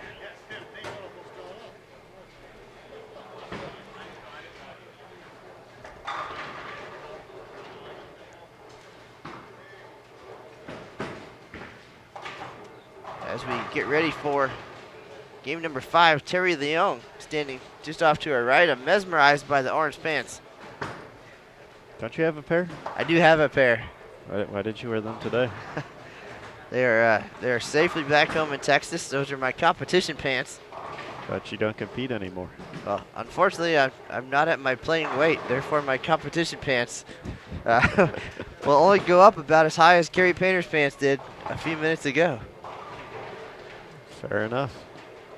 So should I return from retirement, or as I get ready for the Super Senior Classic right down the road, I will consider a return to the playing weight for the competition pants. So You could just buy new pants. Means to an end. No, you don't want to do that. The goal is to get rid of the fat pants and keep the good pants. And unfortunately, it doesn't work that way. And then all of a sudden, you're right. You're back at the store. You're giving away the pants that will never fit again, either to charity or to the friend next door. Or Nelson going to be in the 240s after that double in the 10th. Randy Turner finishes with 202. Jim Heinz 236. Stephen Davis, as mentioned, one spot out of the cut to start this game. Looking to find some momentum, get to 193 after back-to-back splits in the 7th and the 8th. Kerry Painter 211. Russ Davies was the cut number.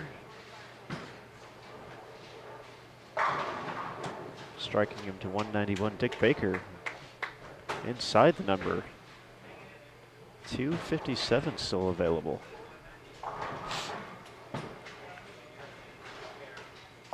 Smooth rolling lefty with a classic style. I'm digging it. I'm a little bit jealous.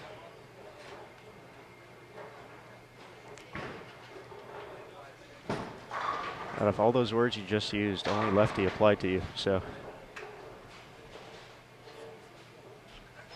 See, it's too easy now that you don't bowl anymore.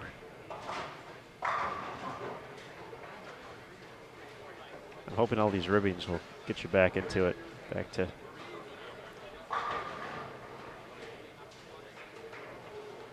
It's not over forever, maybe.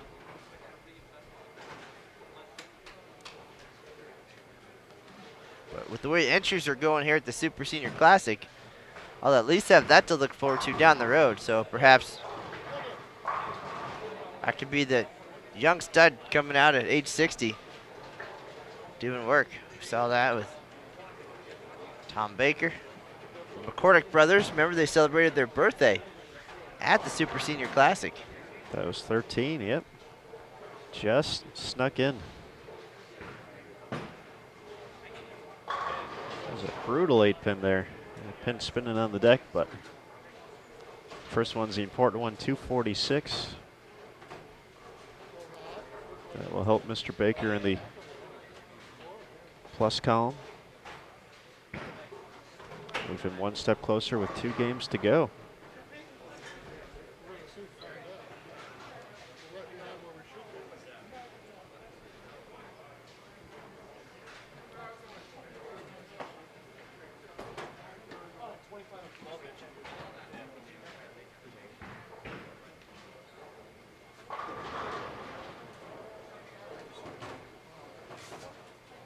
All right, just like that, players on the move. Game 5 coming up momentarily. These guys don't mess around. They're quick to pack up and move on.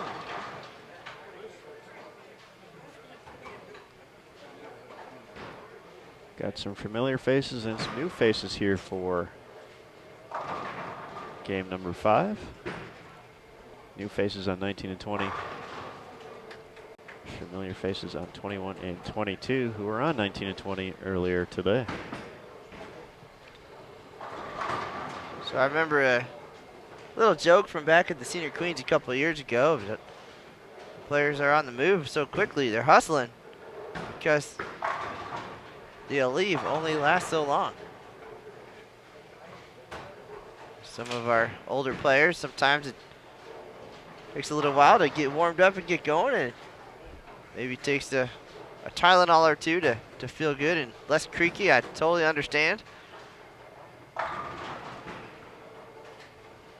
We'll see, and I needed that at age 32 to bowl 6 games at the Open Championship, so becoming further and further impressed. But for some of these players, the more experience they get in life, they get laid back, they're funny. Some of them even get better at bowling. So no shortage of talent here at the Super Senior Classic, and have no doubt that the next 6 games of match play coming up this afternoon will not disappoint. But something that has stayed the same over the years, gonna make his first delivery of game 5. Timeless, Johnny Petraglia. Doing what Johnny does. 10 back, TCB. Except at some point recently, I don't know, he decided to go the way of Richie Allen and has become, despite what his shirt says right now, just plain old John Petraglia. Well, when you get older, you know, you gotta do those things, Matthew.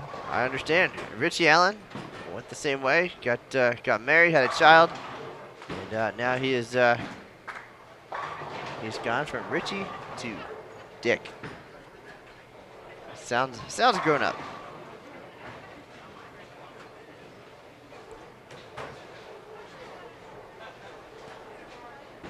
So you're saying when you make your PBA 50 debut or Senior Masters debut, we'll see the Matthew Cannizzaro on there? Got a couple of years to decide. Certainly not at a point where I can just use one name, that's for sure. Like, you could walk in here and say, "How's Johnny doing?" And pretty much anybody will know who you're talking to or talking about. Or Ron. It's gonna be Ron Moore. Bakes.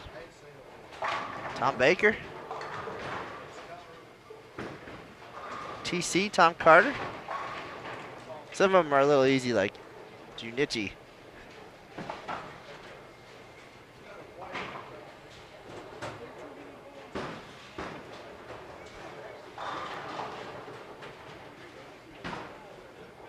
But back to the action. A little less entertainment, a little more action.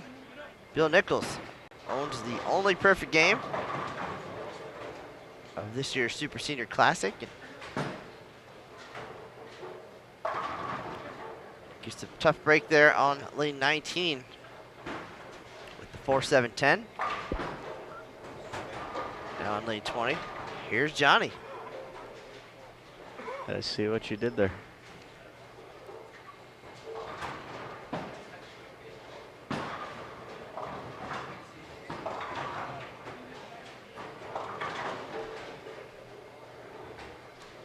Petraglia led after the opening block.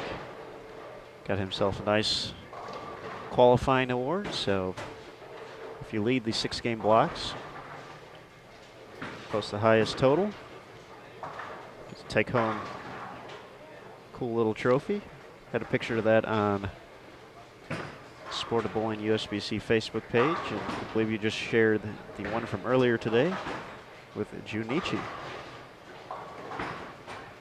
So be sure to keep an eye on social media throughout these great events taking place here at Sam's Town.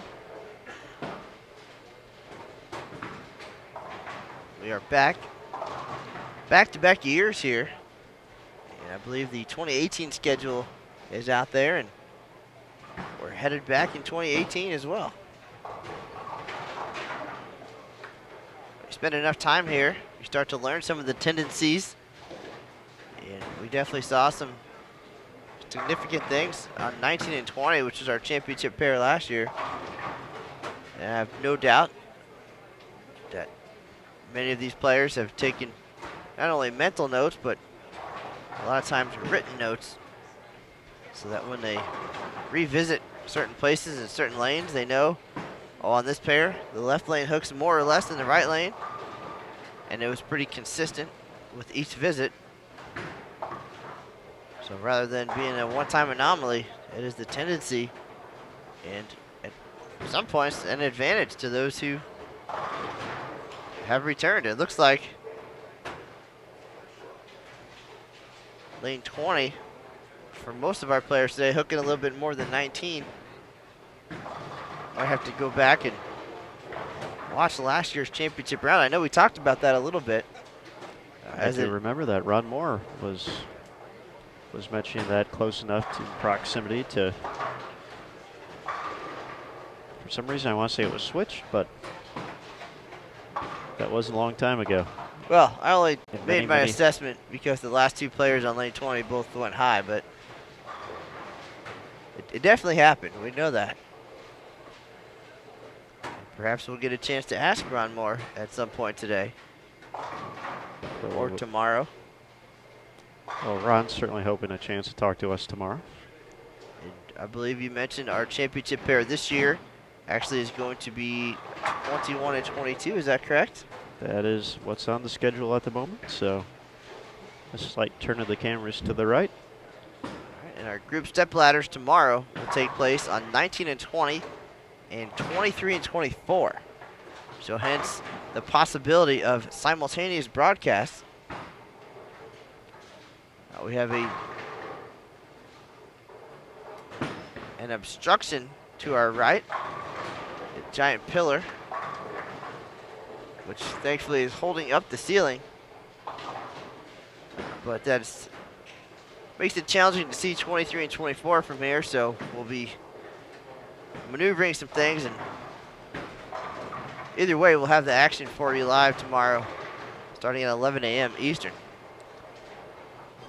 What we have for you live now is standings through 16 total games. Johnny Petraglia has moved into the lead. Shot .247 last game, has been averaging nearly .250 this block. .997 his 4-game total to bring his overall total to .3630. So plus 430, Junichi Yajima drops to second. Our defending champ at plus 408. Robert Reed at plus 364. Ron Moore plus 338. Dick Baker, saw him last game. He's moved up to fifth, plus 336. Also having an excellent block today, 967 for 4 games. In sixth place, Paul McCordick, Sugar Land, Texas, plus 313. Warren Nelson, we had him last game, plus 282. In seventh, Kevin Croucher, plus 277, tied with Bill Nichols. Both of them featured on 19 through 22 at the moment, tied for 8th. Tom Carter in 10th, plus 244. Ted Stadkoff moves into the number plus 223 in 11th. And Mike Matisic now is the number plus 215. So it jumped 25 pins there. First player out, Gary Morgan, plus 195, down 20 at the moment. Rich Cook at plus 187 in 14th. Russ Davies dropped to 15th at plus 181. Stephen Davis plus 178. Mitch Vernon plus 175. With a bit of a drop off in 18th. Tom Baker plus 136. Tom Baker with 4 in a row though, so.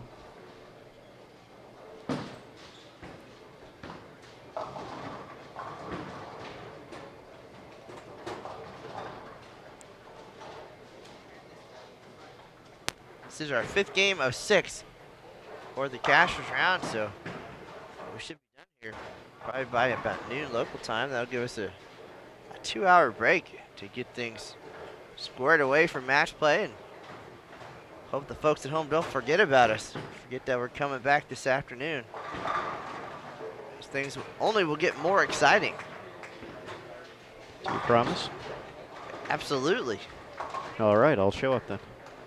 There's Tom Carter and Petraglia, both looking to be there.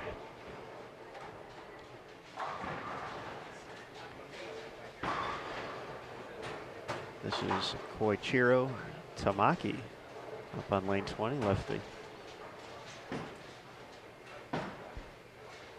Greek Church last time on 20 and was not going to do that again, but a little bit too far right.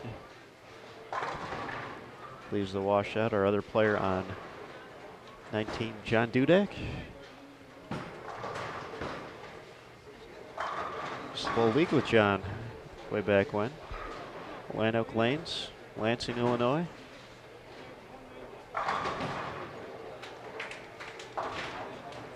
So the more you know. John struck a lot more than I did there too, so. Doesn't take much, so.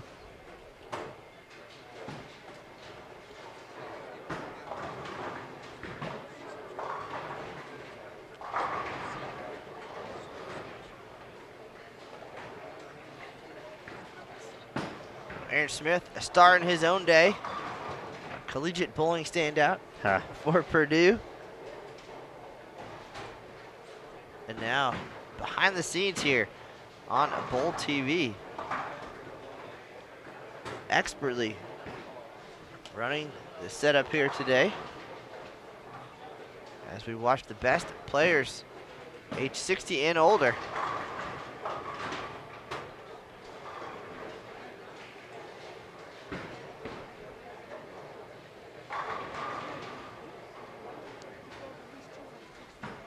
Top talent from previous generation. Our associate Brian Hirsch, I think, would be going selfie crazy here with all the I'm surprised. Oh, he's superstars. He's got to be at his other job right now, so. Otherwise, he'd probably be here. It's true. Big time bowling fan, Mr. Hirsch. Nice addition to the PR team at the USBC Open Championships, holding things down over at the South Point Bowling Plaza while we're over here today. I'll head that way tonight. Some superstars on the lanes there. We had 4 teams crack the top 25. And even some of the super senior players making their way over to the Open Championships while they're in town. What an opportunity. Come to Las Vegas, get to bowl in potentially at least 4 events, possibly 5 if you are 60 or older. The USBC Open Championships, Bowlers Journal Championships, both happening at South Point. Got the Super Senior Classic, the Senior Masters, and the Senior US Open coming up next.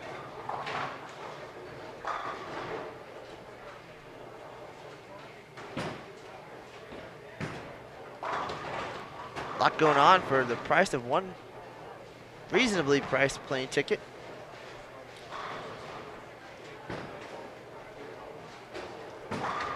Definitely the opportunities to lace up one after another. Got to see the great Walter Ray Williams Jr. last night over at the USBC Open Championships. And feeling pretty confident we'll see him at the Senior Masters starting Tuesday. I feel that is a safe bet there. It's not a bold prediction at all.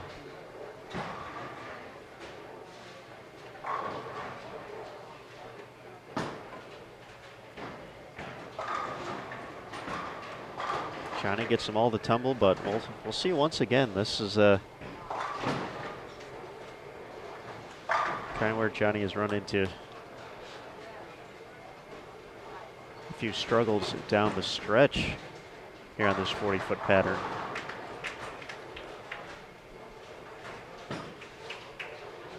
Has struck plenty in the early going, and looking ahead, there'll be a little less traffic on the lanes.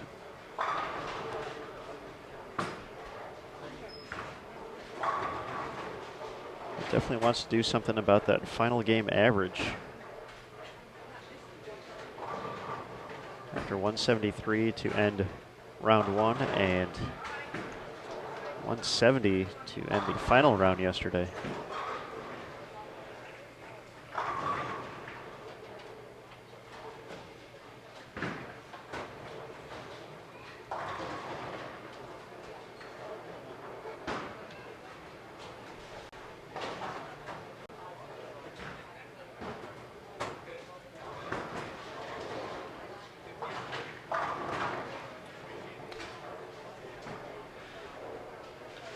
Just a mean 8-pin there for Norb.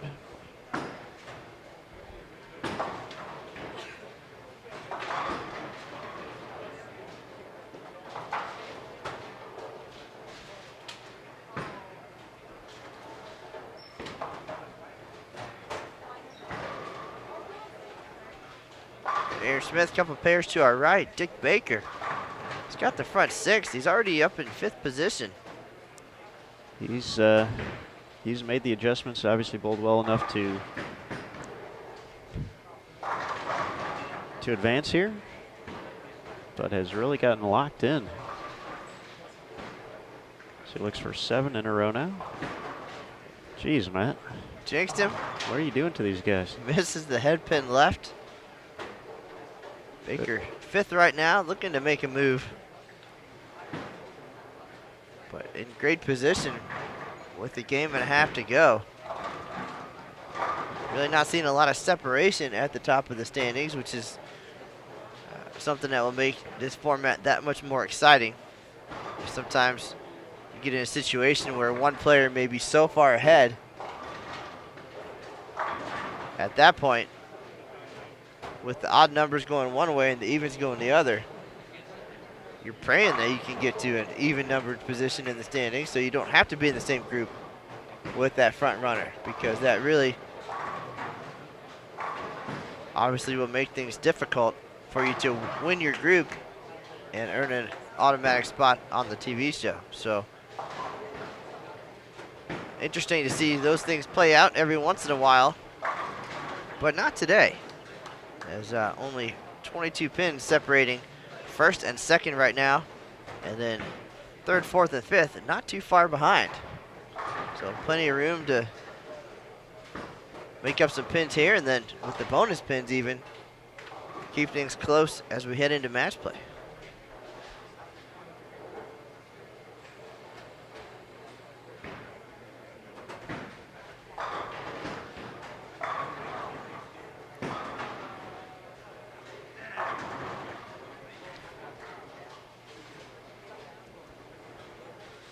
Make it 5 in a row for John Dudek.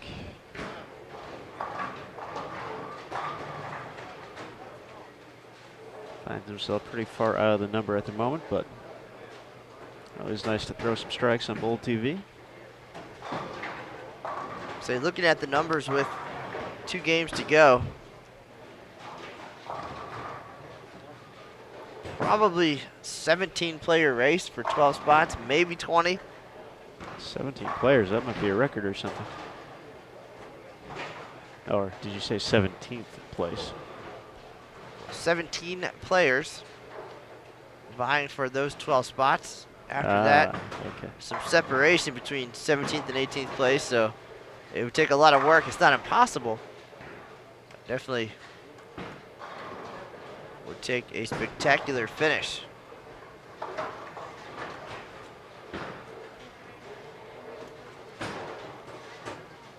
can see Petraglia not wanting to give up his spot in the standings anytime soon. He's your leader, averaging 226.8. I think he's done what he's needed to do to not worry about that 13th place number anymore.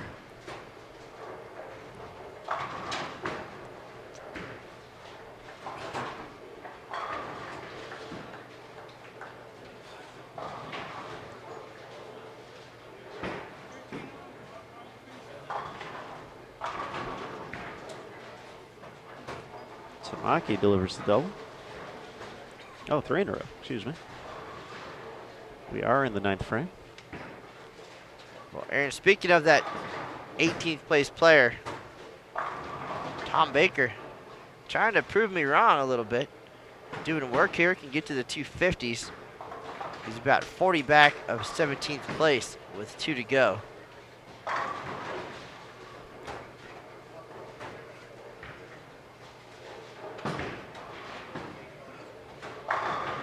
If you want to throw in a cliche or two here, it's not over till it's over. That is a cliche. I would agree. If it's possible on paper, then it's possible on the scoreboard, right? I've heard that one before.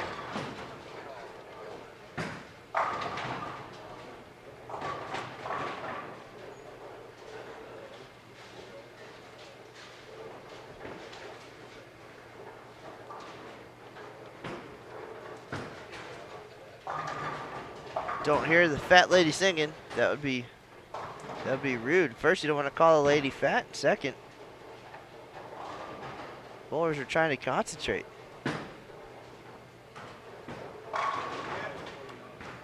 Nothing's going to distract Johnny P at this point. He is focused and striking on 19 and 20.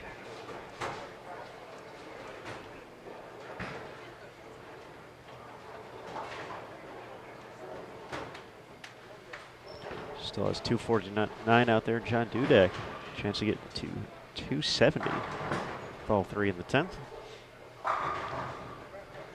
Reminiscent of our days at Landoak Lanes.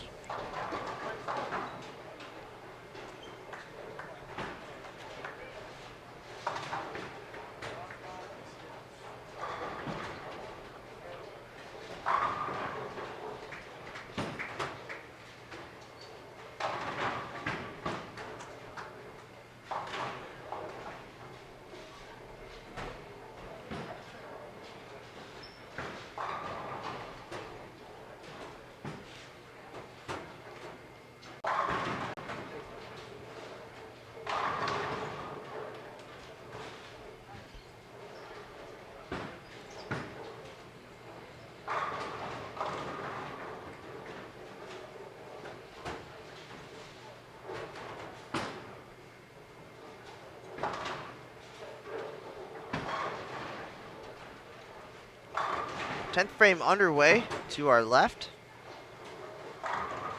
We have one more game to go before we say goodbye to all but 12 of our competitors here at the Super Senior Classic.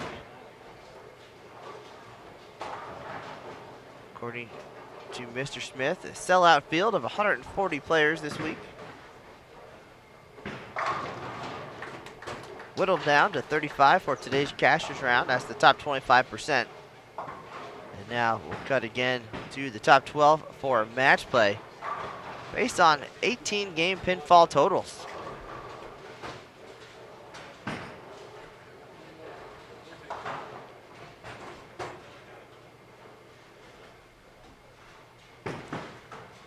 Dudak looking to finish things off here. Good place for the 4-pin. That'll move him up quite a bit to plus 116. Nice game, John. 269.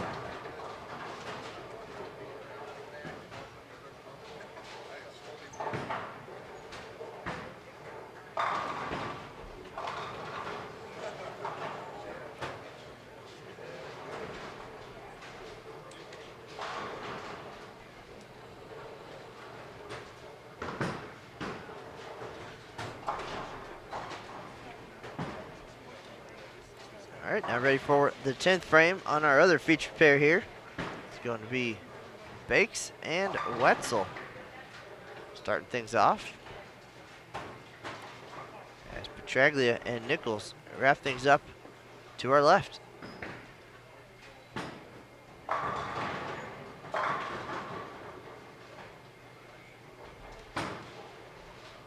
Nichols making up for a few early miscues. Had 3 opens in the first 6 frames. That's 4 in a row for him. Was tied for 8th at plus 277 heading into this game. So 209 would be a pretty big, pretty big save after that start.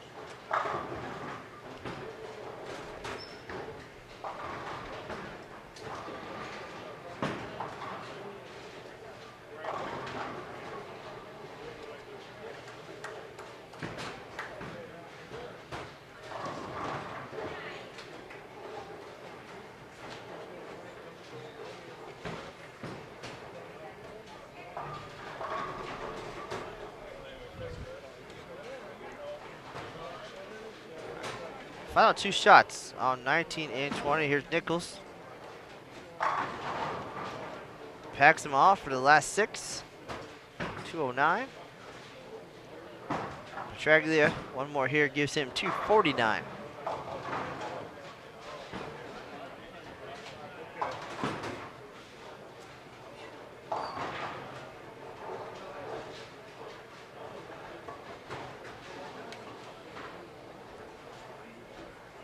.246 for the Hall of Famer. Those gentlemen will get ready for the final game of the Cashers round. And we'll close things out off on 21 and 22. 238 for Baker. 209 for Wetzel.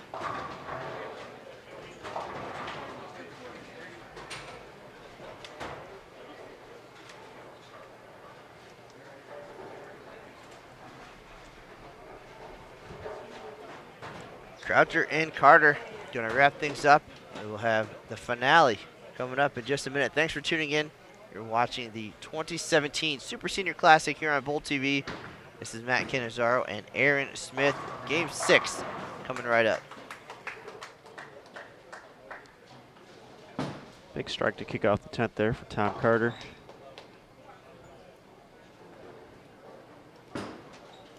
Talked a little bit about Tom earlier, making the adjustments in a second 6-game block.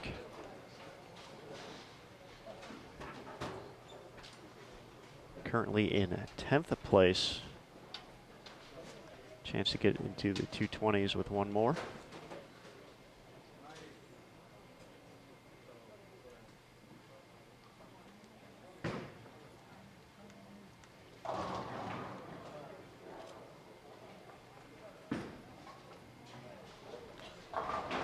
And gets him to mix.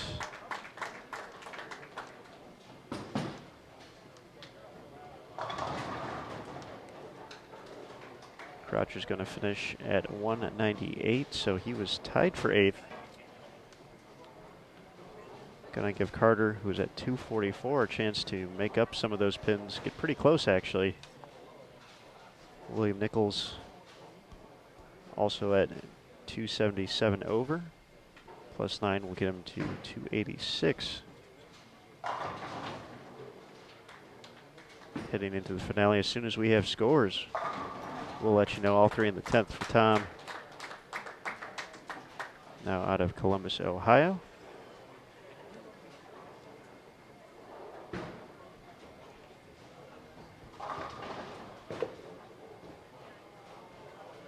Get him to +272. Looks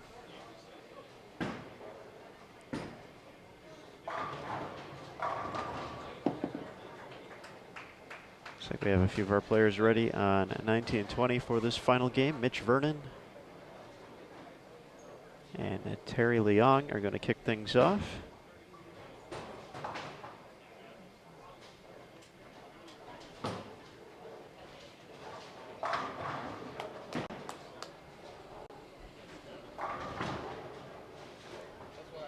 Which one of those players in the conversation for making a run here?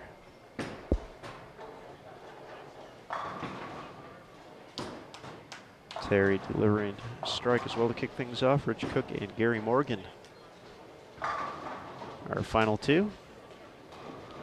Got Daryl Bauer, Ted Steichoff, and John Mazziello on 21 and 22 for our final pairings. As we prepare for the 6th and final game, it's underway here at Sam's Town in Las Vegas. Big thanks to everyone for joining us here on Bowl TV. I'm Aaron Smith alongside Matt Cannizzaro. We'll have the cameras up the rest of the way out here on Bowl TV until we crown champion here at the 2017 event. The group stepladder taking place 11 a.m. Eastern tomorrow morning. And our stepladder finals will be at 2 Eastern, 11 a.m. local time here in Vegas.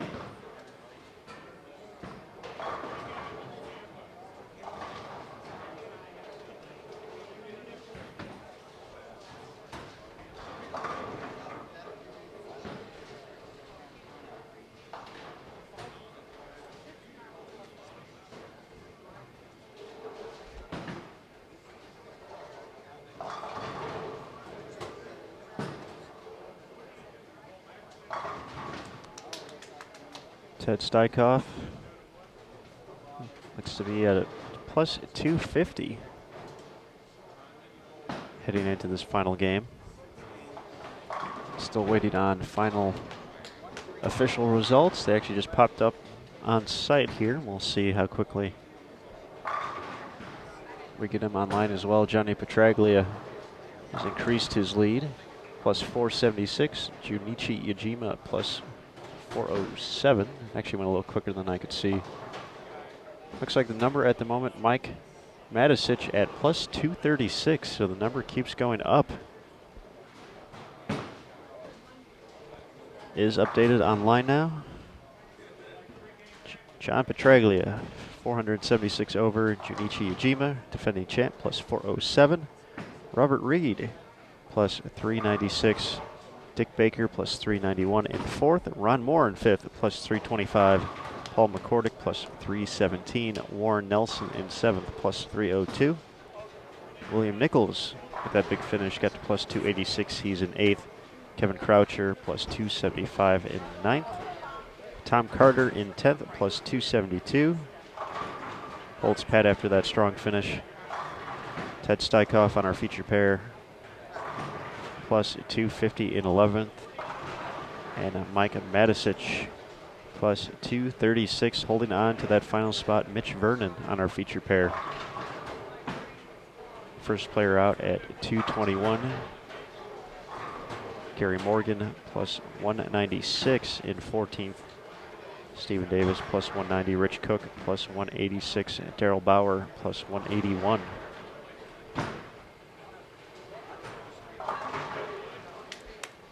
All right, well, now's the time to shine for our borderline players here. We always talk about this particular moment. Some are going to rise to the occasion. Those are the ones just trying to hang on or on the outside looking in. And then it's the pressure of being just inside that number and the squeeze factor trying to hang on.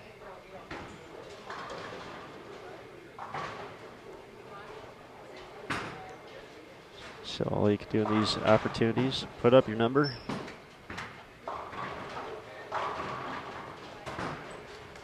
Hope it's a big one in the final game with the way scores have been going.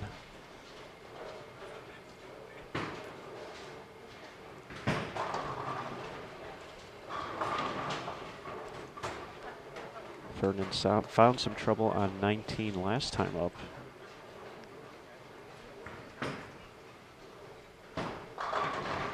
Makes the adjustment though for the double.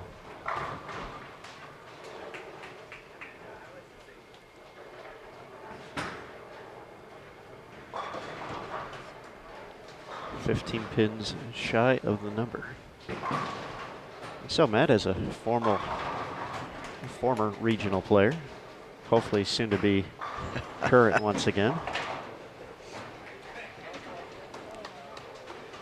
Were you a guy who looked at the number? Would you like to know that, or would you just kind of try and stay in your little world? Or I was a guy who was realistic with my place in the bowling world, and you know, you have your guys who go out expecting to be the leaders each and every week, and then you have your guys who are trying to gain experience and looking at the cut number.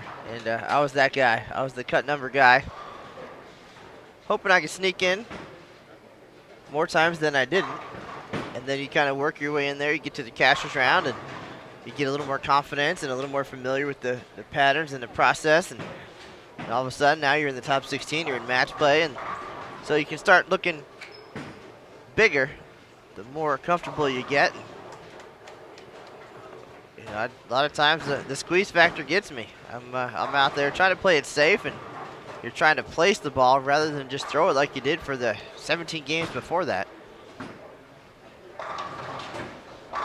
Certainly, I've had those moments, the big game, but at the same time, there's the one where you're well in the cut, and then all of a sudden it's 160, and then you're nervous as they get ready to announce the number. So I wish I was the guy who could step up in that moment. Maybe someday I will be. But mostly I'm out there bowling scared a lot of times, and you can't do that. Don't be scared, guy. It'll be okay. Gotta bowl with confidence. Derek Oaf actually was kind of perfect for that. You gotta, if you're out there thinking negative things, or you're nervous or scared, then it definitely shows on the scoreboard. But if you go out there thinking you're the best one out there and thinking you're the guy to beat, often that translates. It's interesting how much the mental part of it factors into what happens physically.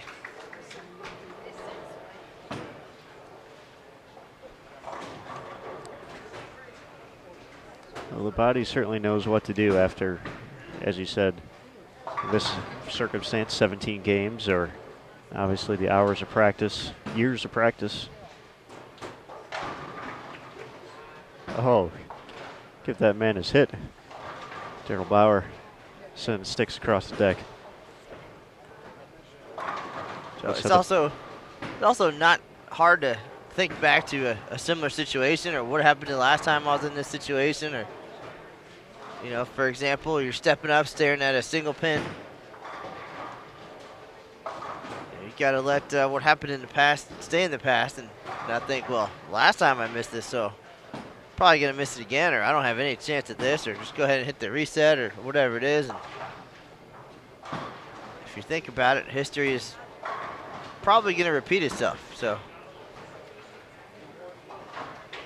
that's where our friend Dr. Dean comes in.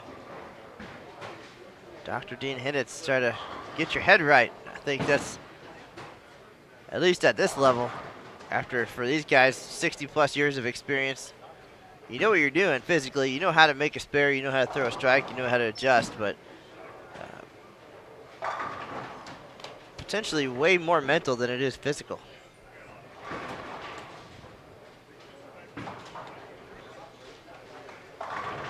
Nice double there for Morgan. Him and Vernon, both on the outside looking in. Mark Matisic, the number. He's on lane 15 and 16 if you want to follow along with live scoring. Started with a strike and back-to-back spares.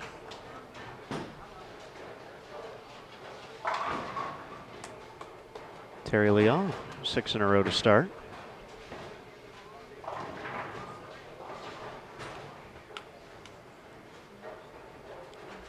Terry a little bit further back at plus 125.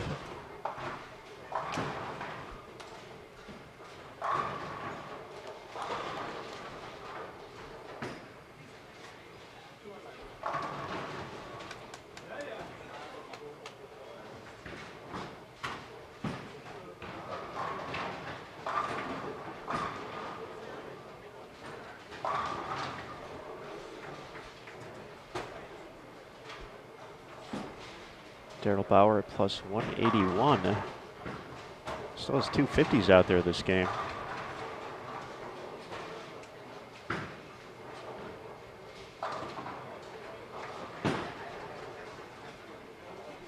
It's a situation where you just keep on striking, never know.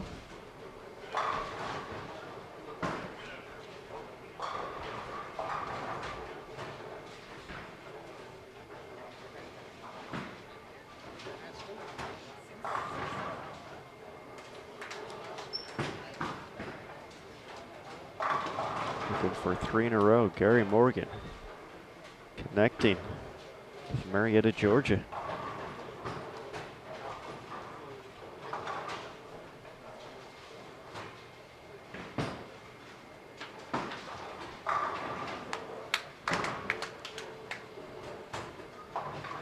Ted trying to keep his place inside that number.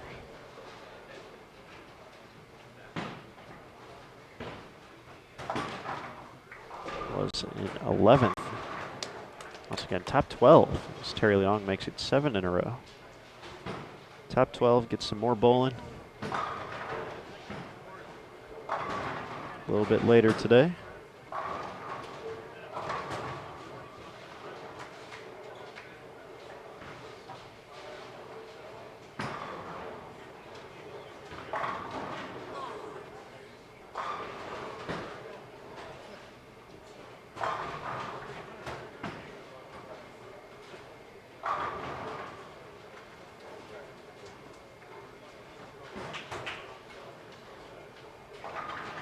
Tom Baker with 5 in a row, it looks like, to start.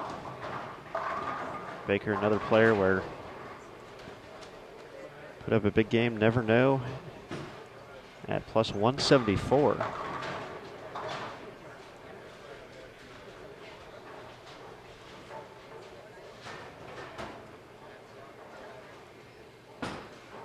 Baker now up to 6 in a row on 7 and 8.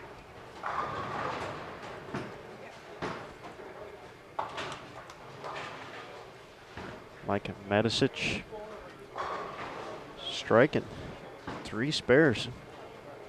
Now up in the 5th frame.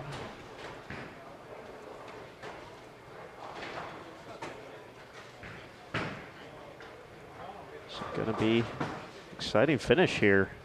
Of course, we will check and double check the scores at the conclusion here. Cross the T's, dot the I's.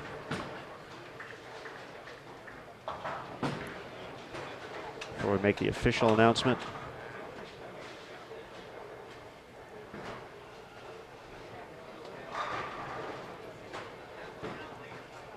Number has increased each game as these top players age 60 and above. Strutting their stuff here.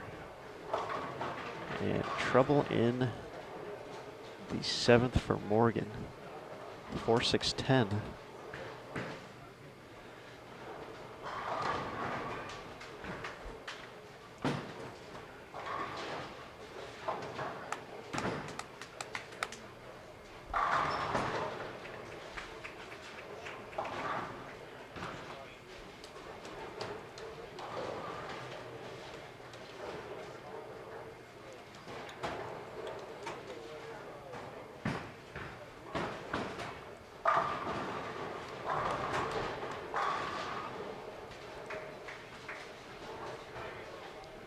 Bauer keeping it going.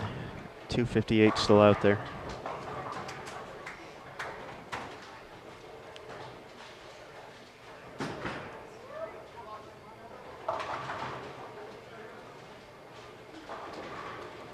Three 6-10 for Leong in the 8th frame. So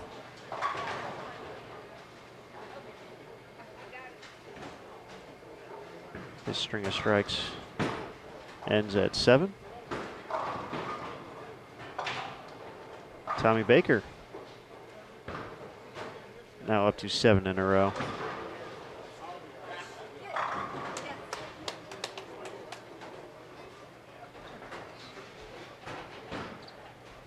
Mitch Vernon can get to 227. First player out.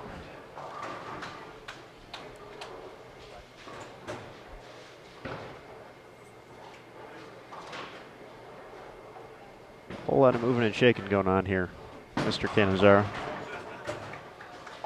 We got to give the people what they want. Keep it exciting. You want to see the big shot or the big moment? It's a big shot by Gary Morgan.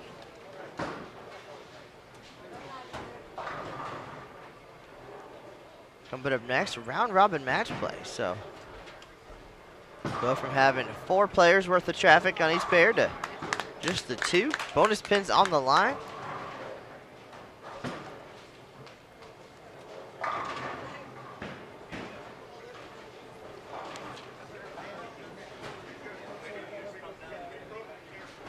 After today, of those 12 players, 8 still will be alive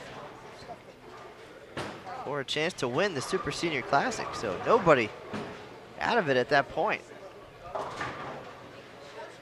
We'll have a recap for you tonight on bowl.com. That is probably going to end at Daryl Bauer's run at the top 12.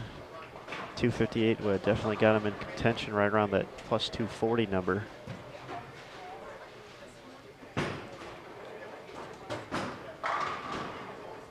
Now we'll have to do some hoping. Big shot here for Mitch Vernon for a double to set the 10th. Gets it. Tom Baker now with 8 in a row, according to live scoring.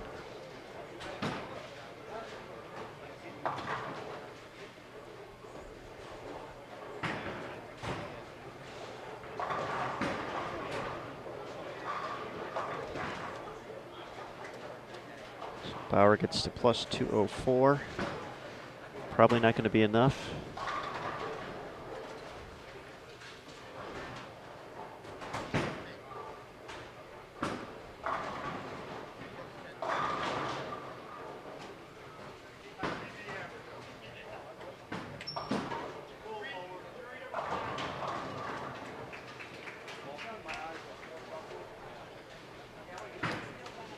Gary Morgan with that shot knows his Super Senior Classic likely is about to come to an end here with one more frame. He's 14th coming into this game. 25 pins behind Mitch Vernon, who is 15 pins out of the number. Trying to sneak in now. Vernon can get to 227.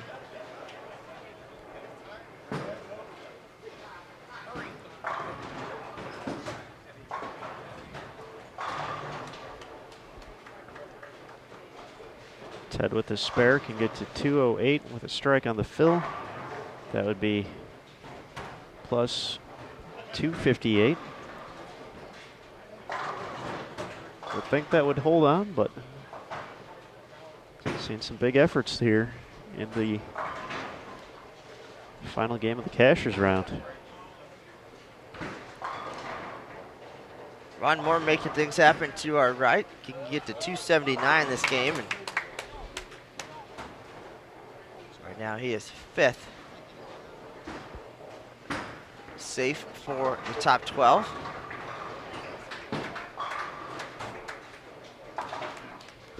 Mike Matisic, unfortunately, going in the wrong direction. Back-to-back opens in the 6th and 7th. He can max out at 200 was the number. Mike then about to get passed by Miss Vernon.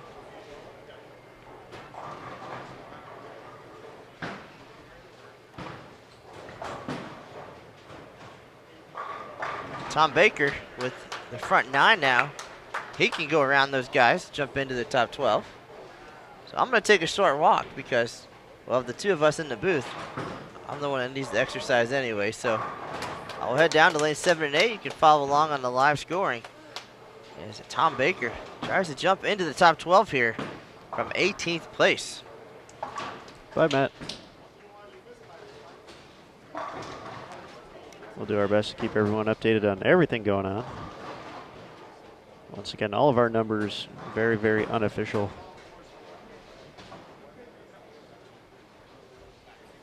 But Mitch Vernon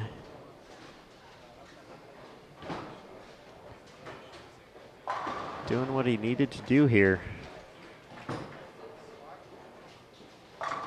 Big finish, 227. Get to 248 over.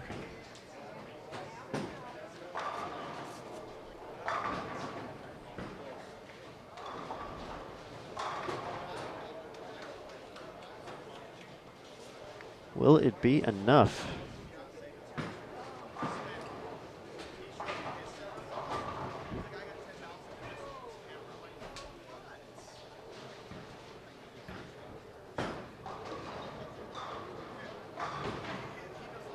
Rich Cook putting together a strong effort to wrap things up here.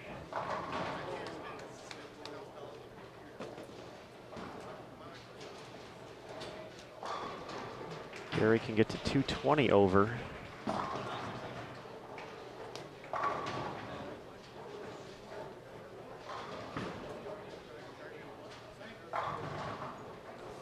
Rich Cook can get to better than plus 200 over, but not going to be enough to catch Steichoff or Vernon.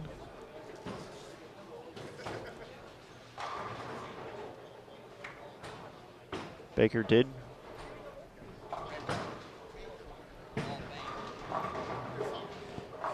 Baker got the first two in the 10th, so he's going to jump all the way into the plus 270 range.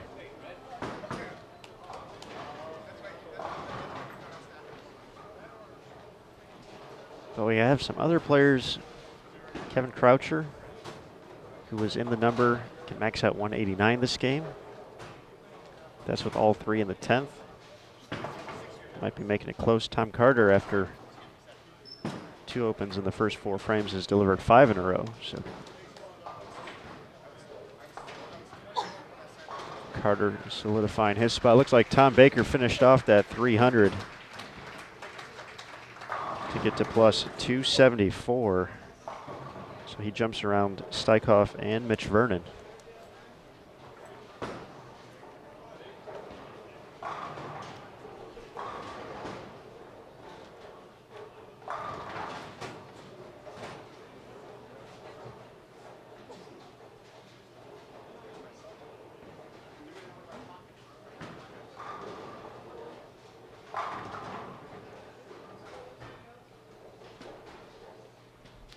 Where Nelson's going to be in.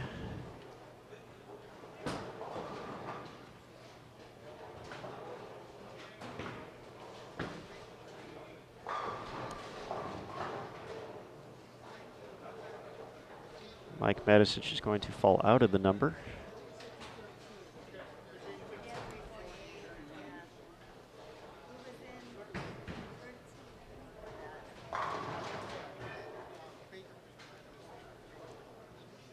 So Kevin Croucher really the one we're keeping an eye on right now.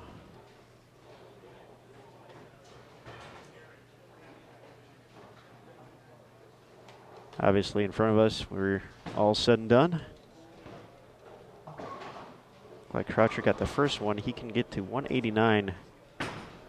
That would give him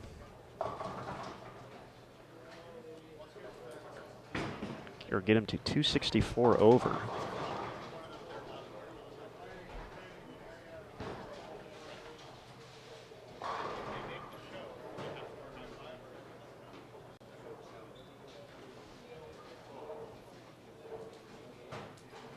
Eagerly waiting on the live scoring to see the update.